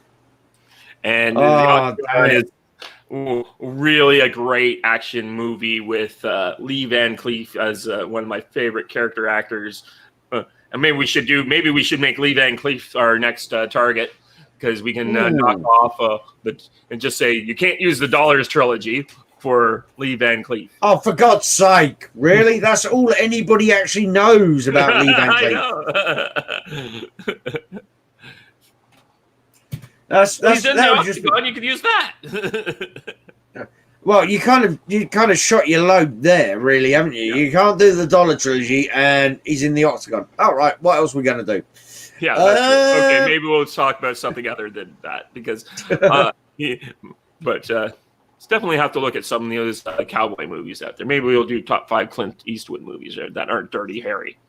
Oh God. I'm just I think I've got my number 1 pick for a Clint Eastwood already. Oh no, hold on, no, I've got a tie for number 1 in my head right now. Okay. Oh wow. Mm-hmm. Sorry, hold on. I've just got to do this and hit the enter button. But yeah, the Octagon. I met one of the stars of the movie, Art Hindle, who has played Chuck Norris's friend. There's just great action scenes. It's one of the first movies that really gives us into. I think it is probably one of the first movies with the ninja as the bad guy leading. I'm not too sure if Octagon came first or American Ninja. But hold on, when was Octagon? What was the Octagon? Let me have a quick look. So American Ninja's in '85, and yeah, Octagon's definitely earlier than that. It's like the Octagon is 1980. Oh yeah, 1980. So Sorry, I've just called up IMDb. Sorry, I've just called up. That's why my half the time my screen fuzzes because or my avatar freezes because I'm looking at my other computer and I'm like, Face Track has a problem because I've got bad lighting. Yep. Ironic considering what I do for a living, but you know, put a couple of bonfires outside the cave and it should be good. But you'd think that, but the people you set on fire keep running around, so it doesn't give you even lighting. So yeah, the Octagon's a great movie. It really sets off the ninja craze that we get from the '80s and still get to now. Like we wouldn't have what was that movie? Ninja Assassin. Oh, that's such a fucking awesome movie. 2011, I think that one was. Oh yeah, that movie. That is such a cool movie. I just love how it's like. She keeps telling us it's all about ninjas, and she's like, but he's really just a terrorist. And then she's like, shut up about the ninjas. They won't believe us if we say it's ninjas, but we'll get all these guys here for terrorists. and they've got like near the end when they've got him chained up and they've got like 3 floodlights on him because of the shadow thing. Yeah. And they still don't believe the ninjas. Mm-hmm. Think even though they've got him chained up with 3 floodlights on him and they've got like 50 French special forces people there in full tactical gear and guns, you know, machine guns and all the rest of it. And then it's just like, shh, I hear something. Everybody just falls apart like they've been in a blender because none of them are Chuck Norris. And the blender cannot touch Chuck Norris. But oh no, Ninja Assassin's a great one. Yeah. You know, you Ninja Assassin, you don't even get 5 minutes off. He goes to do his fucking laundry. And he gets attacked by that woman and he puts her in the dryer at the end of it. It's just like there is no time off in that movie. Yeah, it's just like it's just one of those movies that's just boom, boom, boom, and go. And you get to the end and you're like like one of the greatest movies of that year. And of course, you know, everyone gets up like the American Beauties and all these famous fancy movies. And it's like, no, those movies all suck. This is what we want to watch. We want to see these. But actually, American Beauty, I did like. It doesn't have any, it has zero rewatchability. Mm-hmm. Oh, yeah. But it was a good film to watch. Mm-hmm. But it wasn't a great movie to watch because the award ceremonies are all about how can I put this politely? Getting a point across. We don't pay you to educate us. We pay you to fucking entertain us. If we wanted to pay for education, we'd hire a fucking tutor. You know, we'd hire a teacher to give us extracurricular. You know? Yep. Which is kind of what I do, but you know, she stands on that street corner. It's quite cold, so you know, educate me, love. Sorry, it's different subject. Sorry, forget I ever said that. Oh, and Bob's finally shown up. Yep, I just sent Bob the link via Twitter if he wants to come on board. Bob, you joining or not? I messaged you on the Discord like an hour and a half ago. Mm-hmm. You absolute useless bastard. I don't know, Bree, when the next Yellowstone season is, but I am waiting for it because that season 3 finale was crazy. Like, holy crap. I'm not Yellowstone. What's Yellowstone?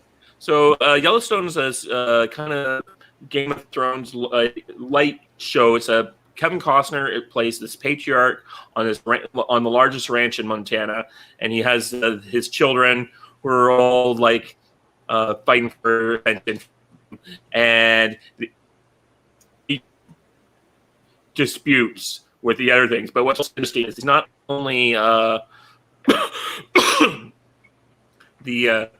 large landowner, he's also the head of what is apparently there's some sort of cattle police that exists in Montana.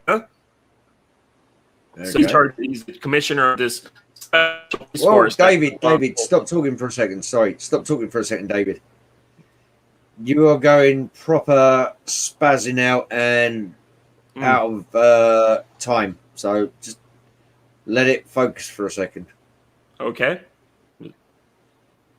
No, you're frozen again, dude. How many apps have you got running on your computer? Don't tell me what they are. I do have a lot of things.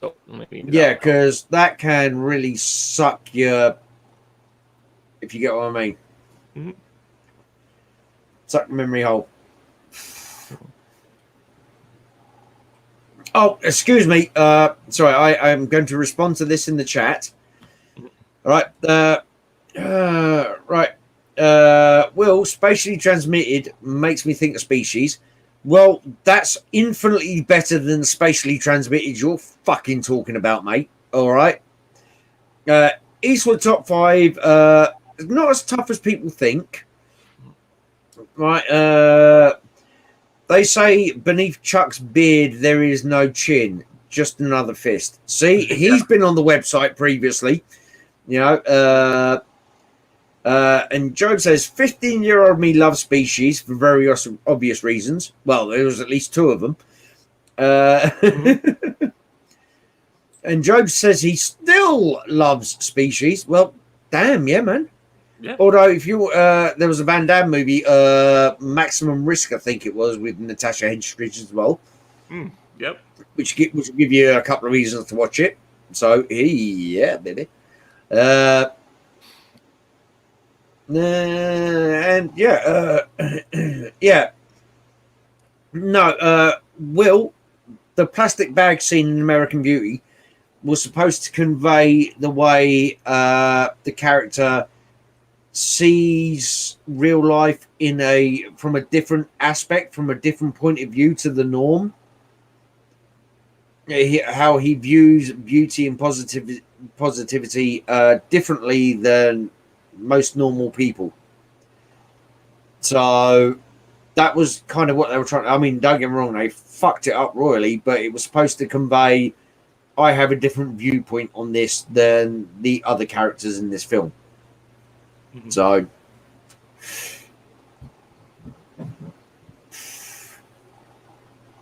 yeah, I guess that was what you meant when you re-commented saying plastic bag, because that plastic scene, that was a whole different American Beauty. But yes, so I killed a bunch of apps, so hopefully it's going to pick up a little bit now. Mm-hmm. And it's just also on the bad camera. Yeah. Oh, and Will, no, we have not done a Costner top 5 yet either. Ooh, yeah. I know one of my top 5 straight off the. I know one of my top 5 straight off the way. Oh yeah, same here. Oh no, I know 2. 2, no 3 maybe. 2 definitely, maybe 3. But no, great. This is great. So we were talking about Yellowstone earlier, so it's so it's this kind of dramatic thing, and then the 3rd season, it ends in a very dramatic way, and you're like, how are all these people going to be alive? So, no, that does sound. Sorry, go on. No, Job. When we do these top 5s, we always limit a certain franchise that an actor might be known for. So we were talking about Clint Eastwood earlier. We would knock off the Dirty Harry series. So that's the given. Yeah, we wanted to talk about the movies that are a bit more off the beaten track that we want more people to see. And everyone's seen the Dirty Harry series. Like, yeah, for example, if we were talking about Stallone, for example, we would say top 5 Stallone movies apart from, and then we would, let's be honest here, there'd be 3 options. We'd have to cut out Rockies, Mhm. the Expendables, or the Rambos. Yeah. And one of those franchises is gone. Yeah. And generally, that's as why point we wouldn't privilege, probably yeah. do someone like Stallone in this series is because he has 3 great franchises to choose from, and we would Exactly. want to. We're concentrating on guys who might have one specific thing. Yeah. Sorry. Ah, I want Bob a bit. Mhm. Fucking hell. Where the hell have you been? Sorry, man. I got roped into taking care of my dad today. So No, that's okay. we'll let you off. Mhm. yeah. This once. This Hero and once. the Terror. Anybody bring that one up yet? No, I did not. No, have neither one. of us. So did you? Was that one going on your list? Yes, it was. Well, you go through Okay. your list, and then 1 second. Right now, Bob's here. Bob, tell us what you've been up to. Dave, sorry, this conversation we had before we went on air. that's happening again. I've cracked 5. I've cracked 5 so far. I'll be back in a minute. No, I good Lord, I've just been doing what I usually do, playing video games and being a nerd. So, been streaming Resident Evil 8, the Resident Evil Village game. Okay. Yeah. Interesting game. Not really scary, but then again, Resident Evil games haven't been scary for a while. So You didn't think the 7th game was that scary? no, not really.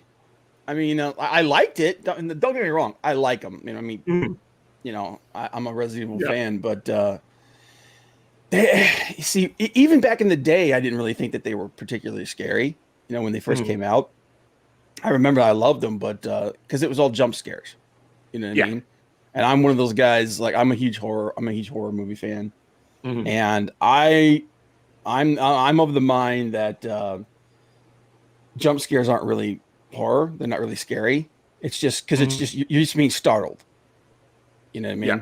Like that's it. Like scary is something.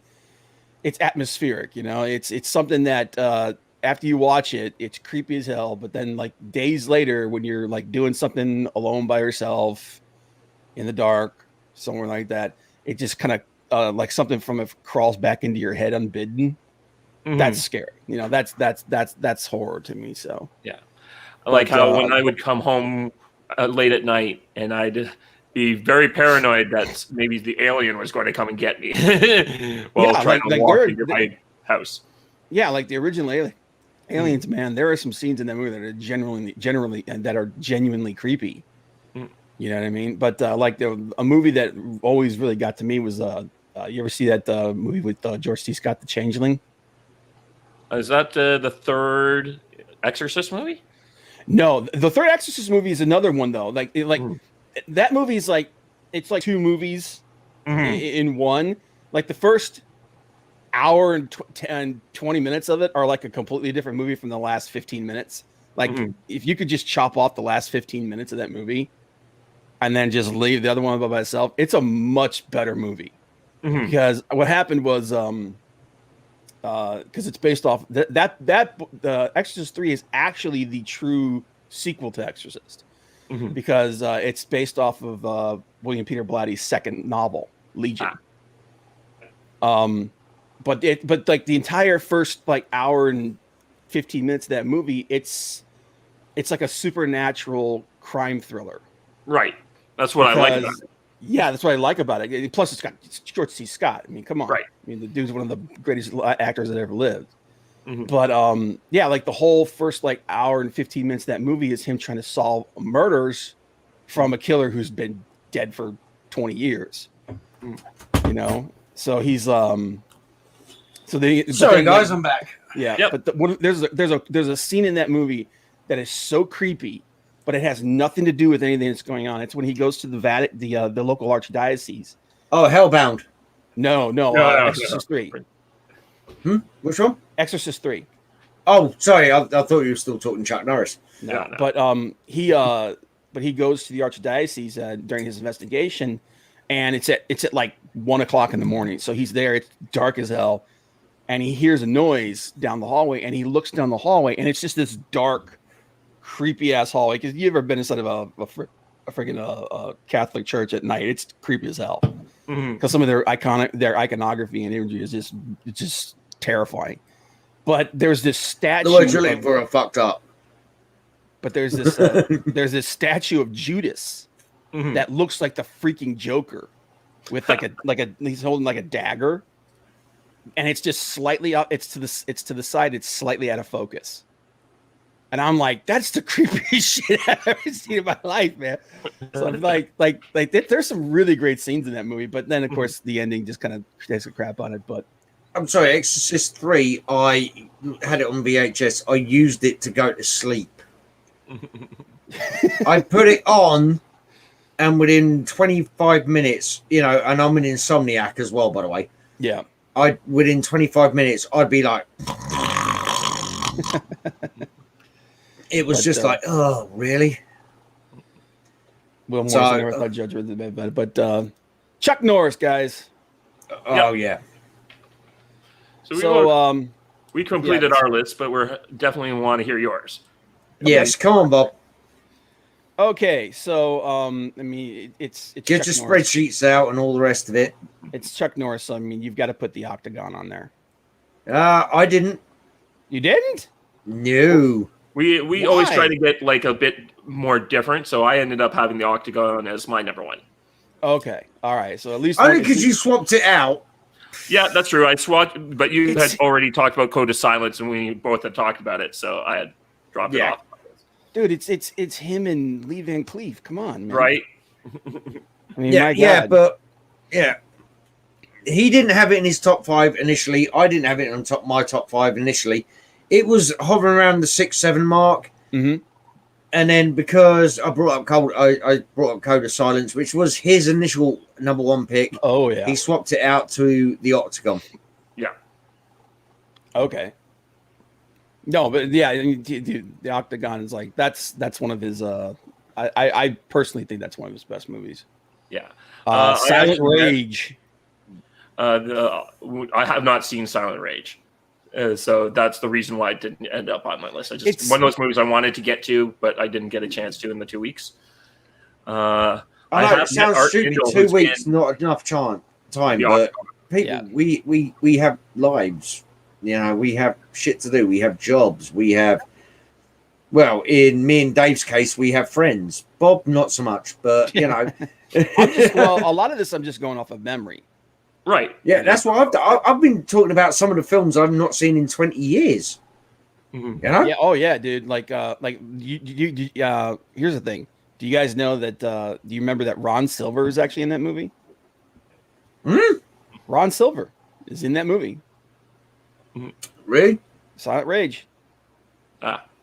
He plays one of the doctors that experiments on. God, I can't remember that. What's the name of the guy who plays the killer? I'm just looking through now. Jesus, I do not remember. It's been that long, but it's really cool because yeah. But he like that scene at the end when the killer is like, "You can't arrest me for being sick," and then Chuck's like, "I'm not here to arrest you," and then he does that slow motion kick that he does in a lot of his movies with that soundtrack over that over. It's one of those scenes that sticks in your head. But Silent Rage, Code of Silence, like you guys already mentioned that one. That's such a good movie, man. Yeah, I mean, it does have a bit of a goofy ending that is like, really, that's not the future of law enforcement, but the ED-209 equivalent's running around, but it's a lot of fun. Yeah, like, and I'm trying to remember that, like, and then it has that. It was it was loosely based off of a couple of shooting investigations where the shooting officer planted the gun. Right.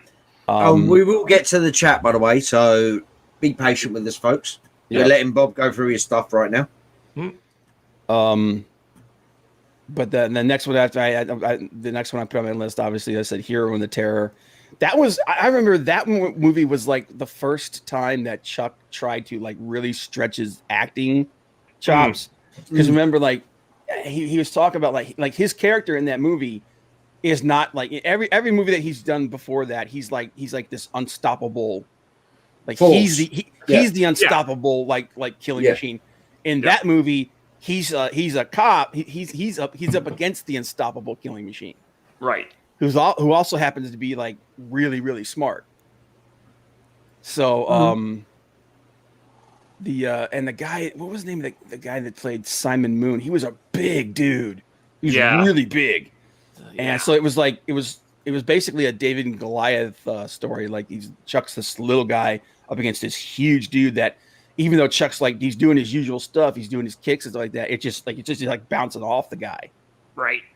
So so that was just like, like, what are you gonna do? Like, so then eventually, in the end, he figures out a way to beat the guy. And but that was like that's always been like one of those movies that I appreciate, even though he doesn't quite reach what he wants to do in there, where he wants to be a better actor. Because it's like that scene where his wife's in labor and he's like, breathe, and he faints. Yep. when Chuck faints, it's just like, it's almost like, No, Chuck doesn't faint. Yeah. The rest of the world turns. Yeah. Yeah. Right. The world turned and came up to meet him. Yeah, the world turns on his axis. Chuck Norris remains standing. Yeah. But like, I appreciate it. That was because that came out during that era when Stallone and Schwarzenegger started doing their comedy stuff. Yeah.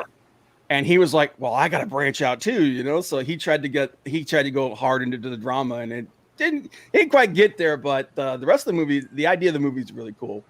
Yeah, I mean, it could have been worse. He could have done a Stop and My Mum Will Shoot, which I'm not sure whether they pitched it to him first, actually. I can't remember. That would be an interesting thing for someone to interview him. Was like, all these flops that other actors had. Like, did they ever picture that to you first or something like that?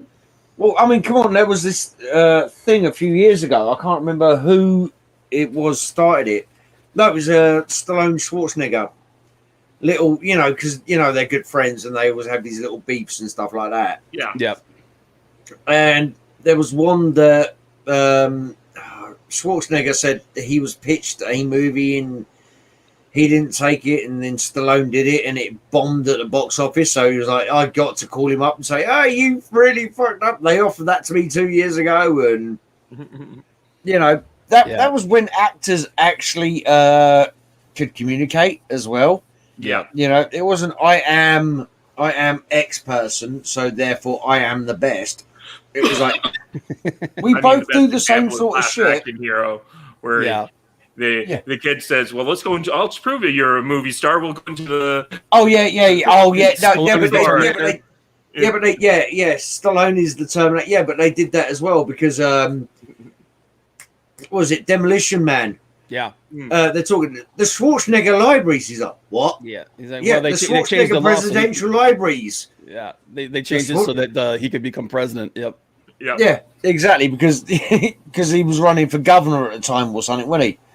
Mm-hmm. Or he said he wanted to run for governor at some stage. Yeah. So that's I know he was governor, but at the time of the Demolition Man, I think he made a off the cuff remark saying, "Oh yeah, maybe I'll run for governor one day."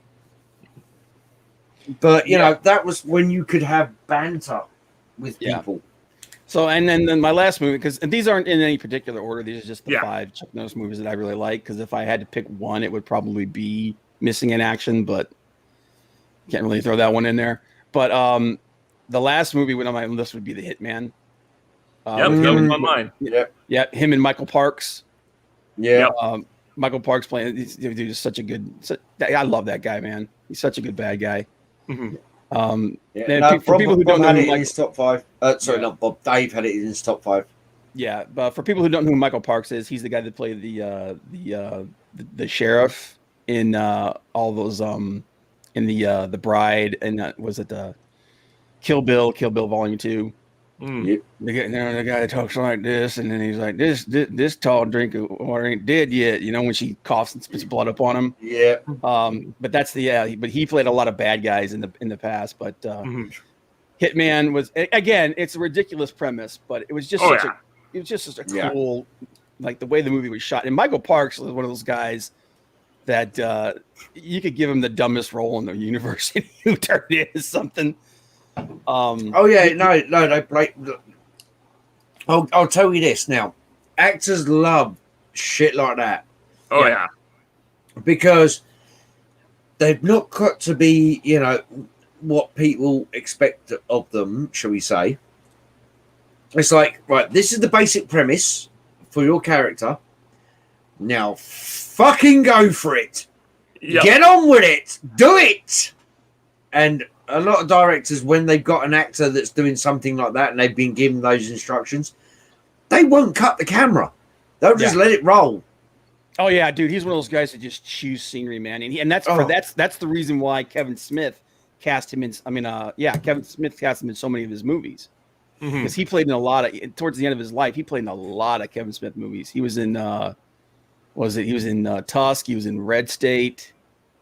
What else was he? Tusk was just fucked up. Tusk was just weird, man. Yeah, no. Define weird. Fucked up. Sorry, Dave. I know you said you didn't care, but I tried not to swear too much. But I'm sorry. Weird and like, why would you make that movie? Yeah. But he was also in Death. Was it Grindhouse? Yeah. Mm-hmm. Yeah. He was that guy that was like you say a movie, he was like, oh yeah, that guy, he was in that, he was in this. Yeah, he's one of those guys you don't know his name, but you show him you show some people on the street the picture and they're like, oh yeah, I've seen him in dot. Yep, he was in from he was he's played the same character in three different franchises. Because that Texas Ranger he played, he was also in because I said sheriff before, it was wrong. He was a Texas Ranger. He also played that same character in from Dusk Till Dawn series. Oh, the actual show. Show. Well, no, the movie. Like he remember at the original movie, he comes in and he's talking to. Sorry, to the concession stand guy. That's the same character, but that's not Quentin Tarantino. That's Rodriguez. Robert Rodriguez, yeah. So that same. Oh, by the way, have you seen Dusk Till Dawn series? I watched part of it. I've watched the first series. First season. I actually really liked it. I haven't, because I know they did a second one. I think they stopped after the second one. Yeah, wasn't the first season of that was like the origin for pandemic? But that's The first season was from Dusk Till Dawn 1 with Clooney and Tarantino, the original movie. Yeah. But it was spread over, I can't remember, it was 12 or 14 episodes. It went for like 3 seasons, didn't it? I think it was 3. Yeah, 3 seasons. I kind of gave up in like the beginning of season 3. I think that's what happened. That's so long ago. That's like 5-6 years ago that was out. Yeah, I know, but the first season I really loved because it was literally the first movie expanded into like 16 hours or something. Yeah, with a bit more backstory of the Titty Twister and all the rest of it, and it was fucking great. And I never got around to watching season 2 or 3 because it was, what was it, Netflix, wasn't it? Yeah, it was on Netflix. Yeah, I don't have Netflix. I mean, technically, I didn't have Netflix at the time, but I don't do that shit. Will Moore says no Lone Wolf from Kuwait. That was really close to be on there with me, man. It's Lone Wolf from Kuwait is probably a better movie than Hitman. But I don't know, man. It's just something about Hitman. Because that was I think that was the last movie I saw of his in the theater. Okay. Yeah, there you go. I had only watched it recently. I can tell you, it reminds me a lot of Schwarzenegger's Raw Deal. Mm-hmm. Yes, and 100%. And it also has what I really liked is that it has a lot of the different mafia factions. It's also made in Canada. There's a lot of Canadian actors in it that I was like, oh, I know that guy, I know that guy, and it was just this, but just the twists and turns of like bringing mobs, and there's just like. Yeah. Oh, by the way, Bob, whenever he brings up Canada, it's because he's trying to pander to the C-30 bill, which means that he will not get cut off from the internet. Well, hey, you know, I mean, I like poutine. Maybe that'll help. I don't know. But no, Lone Wolf McQuade was a really good movie too, because it's got it's him and David Carradine. David Carradine, Leon Isaac Kennedy was the other martial arts guy. David Carradine. David Carradine was actually a pretty good fighter in that. But there is actually, me being a Star Trek guy. Do you know what Star Trek actor was actually in that movie? Oh, which one? Robert Beltran. Yeah. I think he played a little kid. Oh, really? Yeah. Really? Okay. You know, one of Danny Trejo's first movies was Marked for Death. He was the unnamed drug runner that they beat the shit out of in the first 2 minutes of the film, stuck in the boot of the car. Yeah. You know, it's like. I'm sorry. What was and then Machete got to rip his guts out. Yeah, didn't it? Wasn't the Bond girl Barbara Carrera? She was in that movie too, right? Yes, she is. Yes. Yeah. God, she was a smoke show back in the day, man. Oof. But okay, New York has to go for another 5 minutes or 3 minutes and 25 seconds for other reasons. Memories. Yeah, that's why I didn't have Lone Wolf McQuade on there. Though. It's just it's just a guilty pleasure movie for me. You know, the Hitman. But Lone Wolf McQuade, I'll freely admit that's probably the better movie. Hold on, somebody's giving this. Sorry, Bob, to interrupt. No, go ahead. I'm guessing somebody's giving this movie a thumbs down because we didn't rate sidekicks. Oh wow! But he's not really a.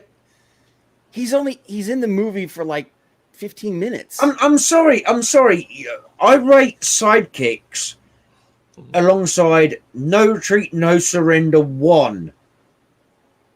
Yeah, because he's like a fictional. He's like a figure of his imagination. It's the fucking scrawny kid who in No Retreat, No Surrender 1, by the way, and thank God they moved away from 2 and 3 because they were cool films. The scrawny little kid fantasizes about in No Retreat, No Surrender having Bruce Lee come back from heaven or Nirvana and teach him martial arts. Sidekicks is the same fucking thing. So it is. Yeah, but the reason why I didn't put Sidekick on there as one of his best movies is that he's not the main character. Right.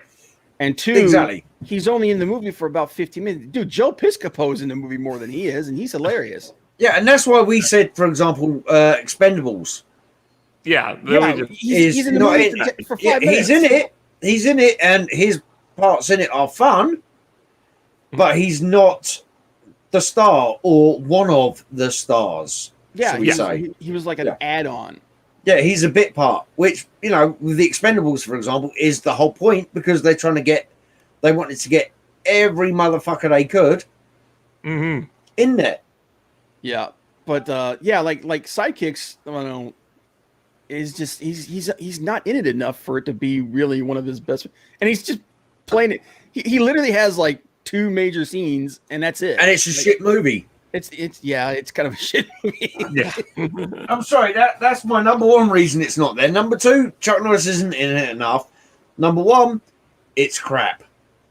The Orc says it's crap. Now, I just feel sorry for Jonathan Brandis because of what happened. But it's funny, though, that I just looked it up on IMDb because I couldn't remember everybody that was in it. He's the top billing in the cast, and it's like literally the guy who's the main character is like number 3. What, Sidekicks? Yeah. Hold on, I'm gonna quickly call this up. Hold on. They got Chuck Norris and Beau Bridges both. Like Beau Bridges, I can understand because he's in it for more of the movie. He's the lead, played his dad in that movie. But like, why is Chuck Norris top billed in this movie, dude? He's only in the movie for like. Oh yeah, fuck me, Chuck Norris, Bo Bridges, and Jonathan Brandis. Yeah, the star of the movie. Jesus, Mako. Hey, that happens. I mean, look at Batman and Robin. I mean, Arnold Schwarzenegger has top billing over Clooney, who's actually Batman. Oh my God, Richard Mole. Again, Batman's barely in that movie too. Dude, exactly. What part did Richard Mole play in that movie? I don't remember him being in there. Horn. Who's Horn? That's what I'm just looking up now. Was he a bad guy? It must be. Richard Mole usually plays bad guys. Dude, I love that guy. Dude, he's freaking hilarious. Yes, and by the way, sorry, we will get to everything in the chat in a minute, but I just have to acknowledge this one comment. You are correct, Job.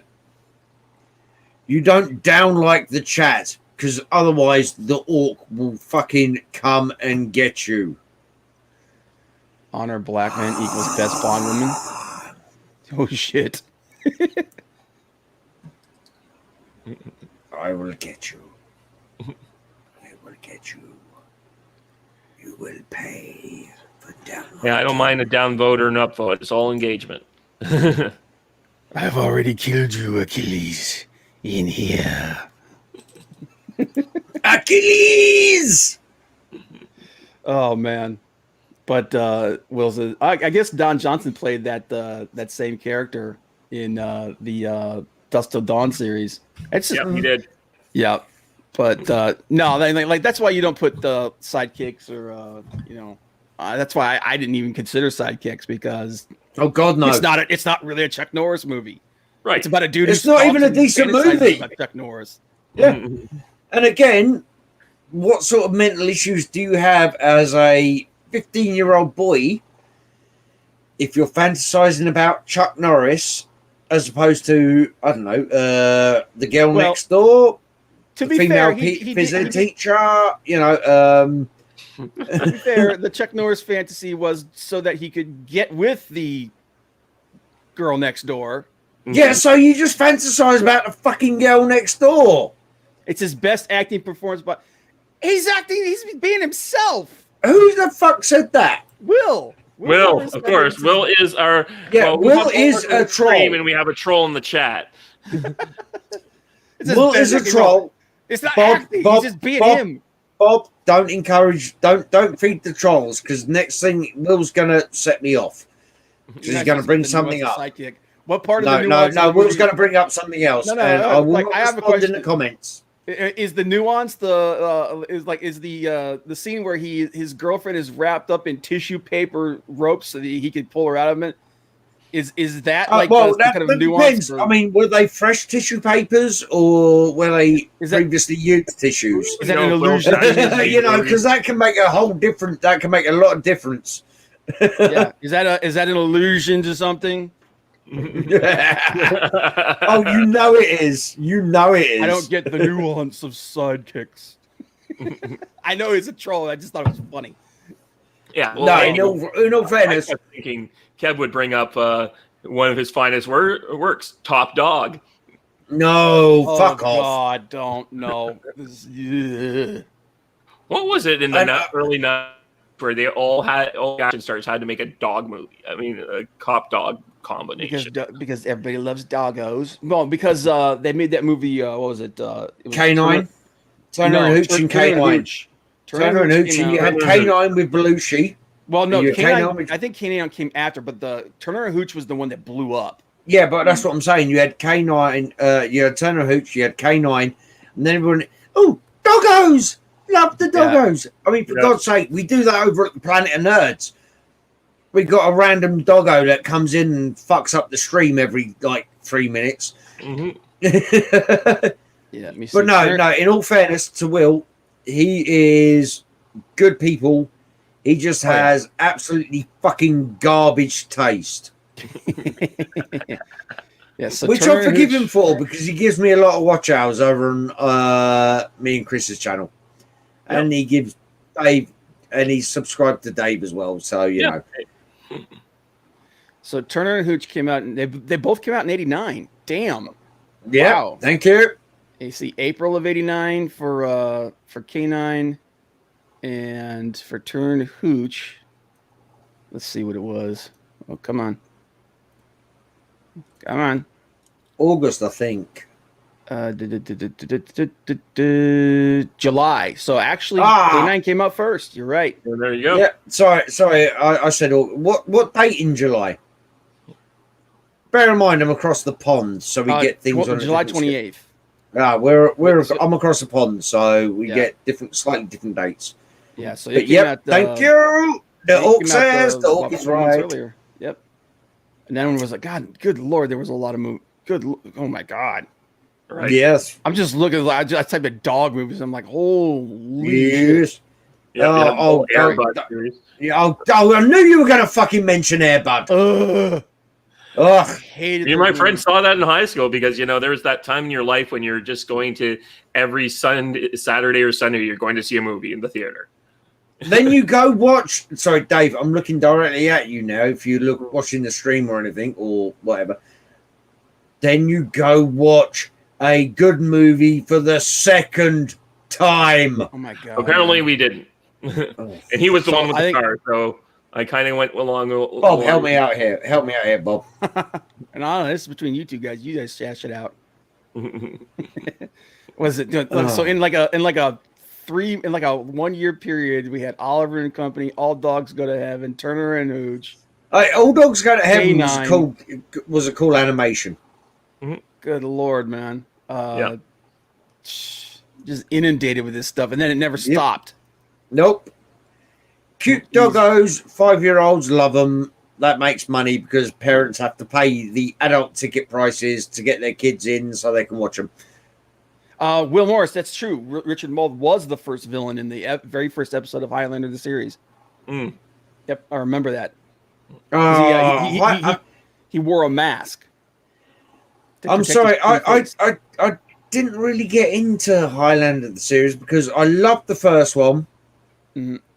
Obviously, everybody fucking does. If you don't, then just stop wasting oxygen. Second one, aliens on skateboards, dude. Yeah.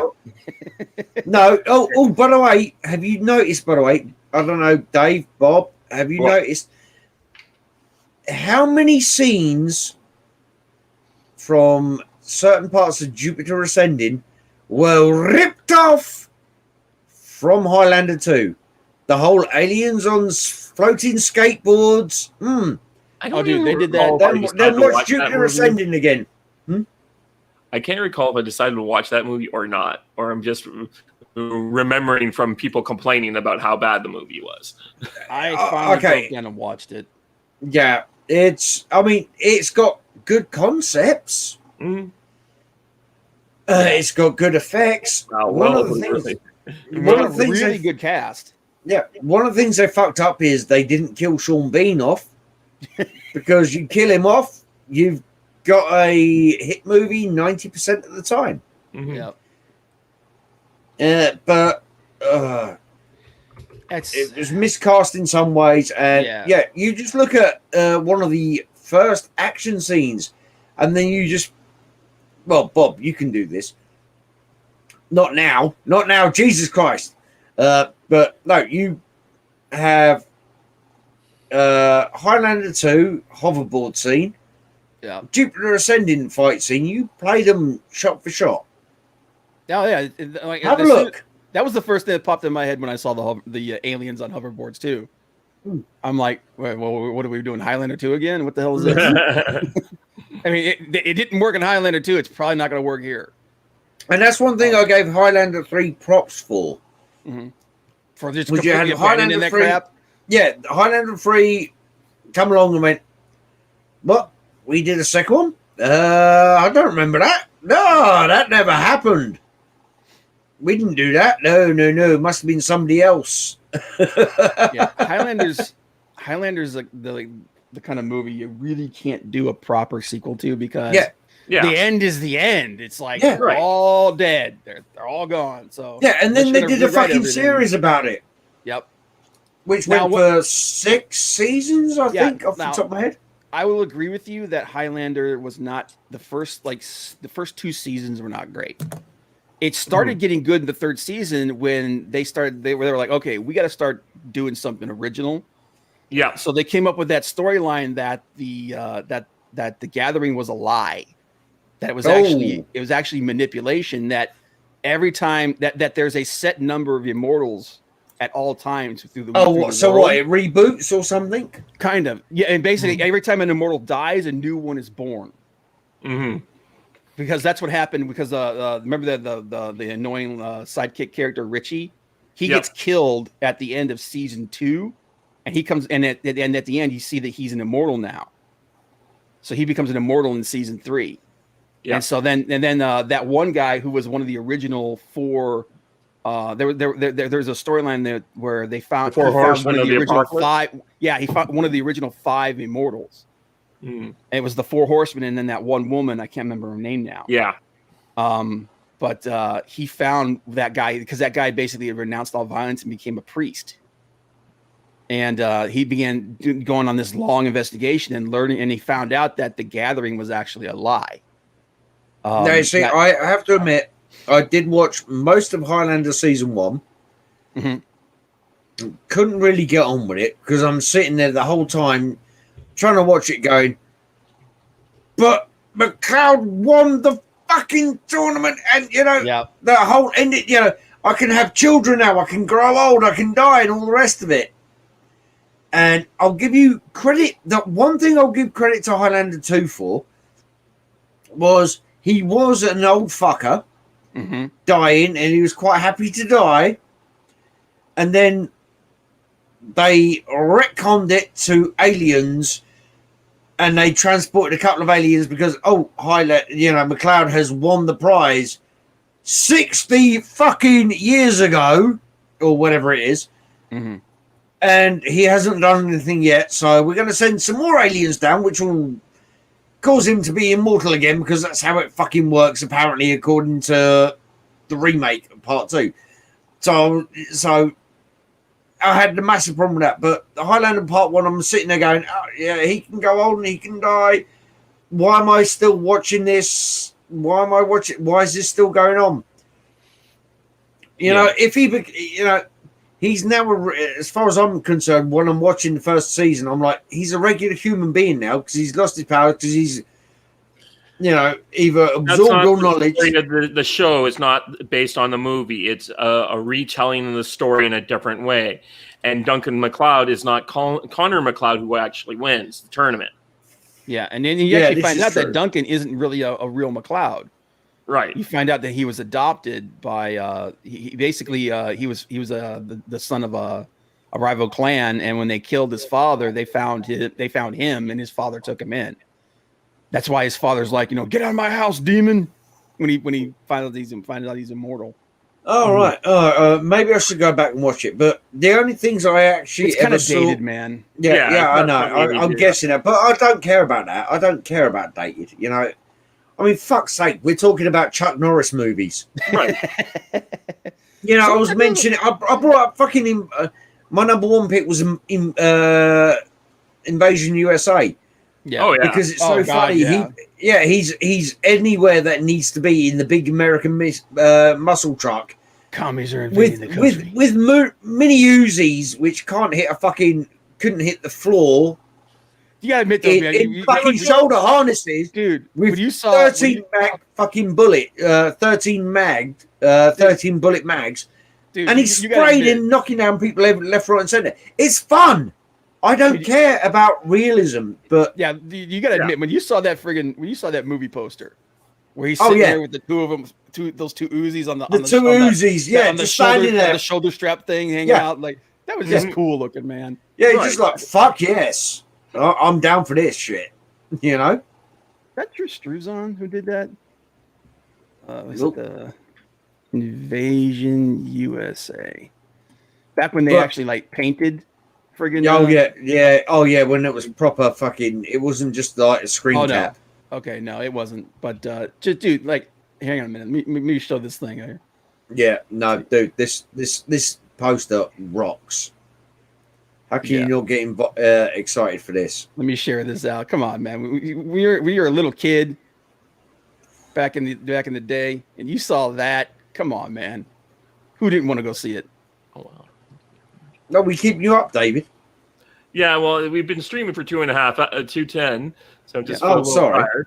But I figured we could go for another 20 minutes, and then I'll have to go get something to eat.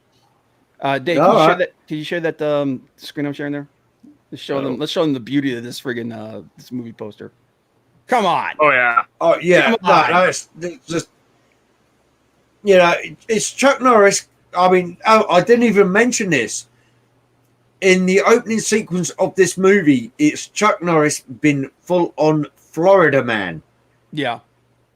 Sleeveless shirt, denims, wrestling gaiters. Yeah. Whilst driving a fucking, what are they called? The hover fucking skips or whatever they are. Yep. The hover boats. The big driving fan a boats. hover boat. Exactly.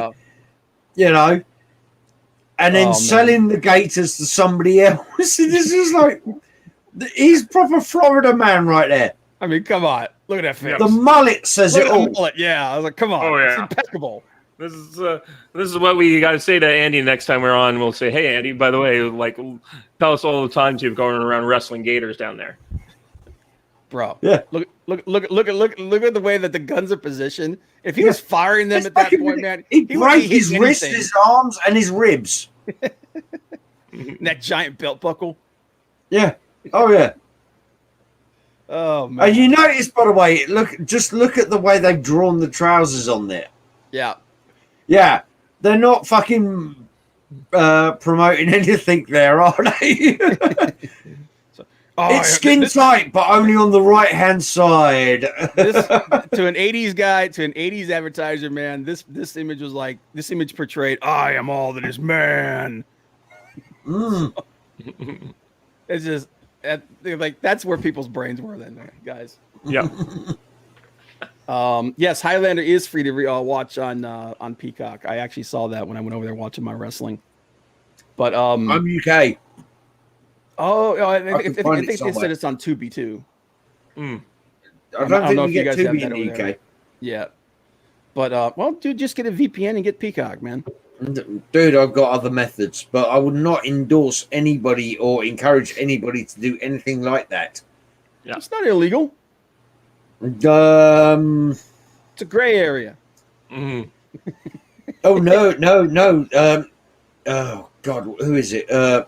There's apparently what's the fucking Japanese Power Rangers, the OG Power Rangers before it became Power Rangers for the Western audience. Not Kamen Rider. It's I'm trying to remember the name of it. Yeah. No, but there's something going on at the moment where there's been fan sites who are basically, they've been the places that have been doing the dubs for these episodes. Yeah, because they don't care, because this company doesn't care about doing, the Western audience. And a lot of fan sites have just been hit with cease and desist orders. It wasn't called Sentai Rangers or something like that. Super Sentai, is that Super Sentai, yeah. Yeah. That was it. Yeah. A lot of fan sites who actually dub it to, UK, well, Western, shall we say, audiences. Okay. Because, is it Toki or something that owns them? I can't remember. Yeah. I think it's Bandai, isn't it? I'm on about the parent holding company. If that makes sense. Yeah. Has just sent a load of legal letters to a load of these fan channels. Toei. Toei. Yeah. Tokei, Toei, it's actually it's joint owned by Toei, Bandai, and then TV Asahi. Yeah. They sent cease and desist orders. Or Dude, they don't mess around. with their but in Japan. no, they don't mess around with their property rights. These things have been going on for fucking 10, 15 years, and I think Japan's just changed copyright laws. Mm. And so immediately they were just swung in and gone, hey yo, nope. Well, that's why I know a lot of people are wondering, because a lot of Japanese wrestlers have been showing up on American television, and people are wondering, like, why didn't this guy show up? Why didn't that guy show up? It's because different contracts are owned by different television studios. Yes, trust me, I know all about contracts. They do not play nice, man. They're like, we are not sharing anything with you. Oh, come on, what was it? 8 months ago or whatever it was, fucking Vince McMahon or whatever, or a year ago, in the last year and a half or something, he said that all WWE, it is WWE, isn't it, still? It is now, Yeah. Had to shut down their Twitter accounts and shit like that because they're trading over under their trademark names. Yeah. They want a piece of the streaming pie. Exactly. And it's like you're fucking this all up. This company that has made more money in the last 2 years, that made more money during the pandemic than they've ever made in their entire existence. Yeah. Is gonna jack people who aren't working, who aren't getting airtime, who aren't getting paid very much, who are doing this stuff and actually some of them making more money than they do working for the WWE. Yeah. And that's the reason why he wants a piece of it, is because they're making more money than they would if they were for WWE. Yeah, well, bitch, you do a better job. Man. Go on, by the way, Will Morris says, would have been cooler if it were Rowdy Roddy Piper. Well, he says just Roddy Piper, but Rowdy Roddy Piper on the cover instead. Can you imagine Invasion USA with Rowdy Roddy Piper on the cover? I like this. Big enough yet, but oh no! But just imagine that with the shades. They Live is one of my favorite John Carpenter movies, alongside The Thing. To be honest, Escape from New York has slipped down a little bit. Yeah, but The Thing, They Live. Movies that got really dated though. Yeah. Oh yeah. No, it is the datedness of what I mean. Fuck's sake, Escape from LA is just looked dated by the time it was fucking released. That shitty CGI copter thing they had in it. Gee, what the fuck? Well, if Halloween's still up there. I do recommend anyone who wants to watch Razor Fist's review of Escape from LA. It gave me a whole new appreciation for how that movie's awesome. So, yeah, Razor Fist. I think I'm subbed. I'm not sure if I'm subbed or not. I used to be, I think, but okay, I'll double check that. That wouldn't be a bad episode to do. Is like best John Carpenter movies that aren't Halloween. Yep, we've thought about it. It's either the Halloween or the Thing. Halloween or the. You know what? Yeah, he's equally owned for both of them. So. Yeah. I've got 3. No matter which one you pick. Yep. Prince of Darkness. Definitely gotta be on there. Yeah. Why are you fucking shooting your load now? You're supposed to tease the audience. That's one, dude. That's it. You first one's free. Give him those days, so we'll come back for the rest. So I think first one's free. I said that before, and she still charged me $65. But I think we have the next topic for the show. Oh, I don't know, because we've had a couple of good ones in the chat as well, Dave. Oh, which ones are you thinking of? Well, we've had Eastwood. Yep. Stallone, which again we talked about. I think Stallone has to be out because he's just got too many. It's got to be like 3 franchises we got to eliminate if we want to do that one. Yeah. We've had Schwarzenegger. At least with Clint Eastwood, we can just say Dirty Harry and be done with it. Yeah. We've had Schwarzenegger. Mm-hmm. Which you can cut out Terminator because that would be the one. Everything else he's done has been solos. Bruce Willis, that's not Die Hard. Yep. Yeah, Bruce Willis is not Die Hard. Best Cynthia Rothrock movies. Cynthia Rothrock. Ugh. If you say that's not China O'Brien, then nobody's going to have a fucking. There's no movies. That's why I said just said best Cynthia Rothrock movies, because it's gonna like the first three are gonna be China O'Brien 1, 2, and 3. Yeah, and Above the Law 2. No, Above the Law 1. I think it was. That's 4. But yeah, so we've had Clint Eastwood, we've had Sylvester Stallone, we've had Schwarzenegger, John Carpenter as director. Yep. Best John Carpenter films that aren't either Halloween or The Thing. No, it's got to only be one. Yeah, that's either or. So yeah. I would go Halloween, because I think he's done 3 Halloween movies total, because he was a producer on 2. And then he co-wrote. No, he's exec producer, if I remember correctly. And then he the new series that came out from Rob Zombie. I think he was a producer on those.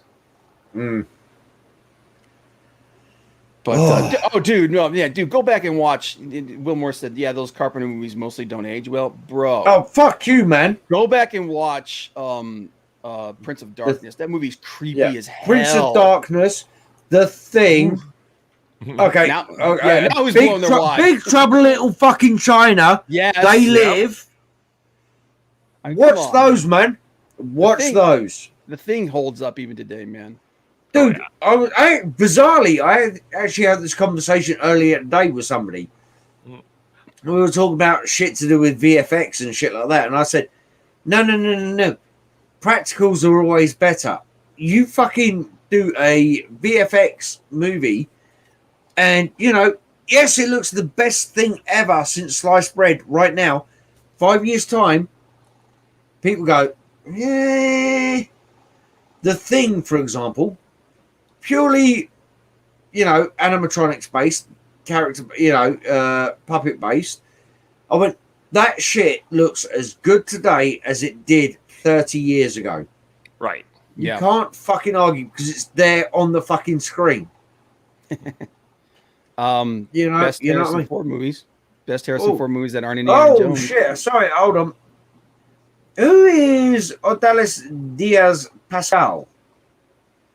Does anybody know this person? No. That's Job Diaz's phone account, because his laptop took a crap. Oh, is it? Okay, cool. Job. I hope you subscribe to this account as well. Then He did. With this account. Okay. yeah. With this account. Come on, Joe. That's another account. This guy is awesome. This guy is the ledge. That is David March. Okay. So it sounds like, I think it's by the panel discussion, I think it sounds like John Carpenter is the way to go. Oh, top 5 movies that are not Halloween. I think that's the one. And the Orc just looks at his DVD collection. Yeah. I'm like, I already have to watch They Live again. Oh, fuck me. I haven't watched that in about 6 months. Mm-hmm. There's so many, dude. The Fog. Oh, there's so many. The Fag. Yeah, that was a very bad poster. Yes. That really was a not well conceived poster. But man, we could go back really far with this too. Hey, Dark Star is a potential. I knew you were going to say Dark Star. Yeah. That movie should be watched just to see how they made an independent film before independent films were easy to make. Yeah. Oh. Okay. All right. So we've had 4 recommendations from our audience. Yep. Well, Dave, it's your channel. Well, I think we're going to do the our own one here, but I'm going to be taking down the recommendations from the channel. So Schwarzenegger. Right, Dave.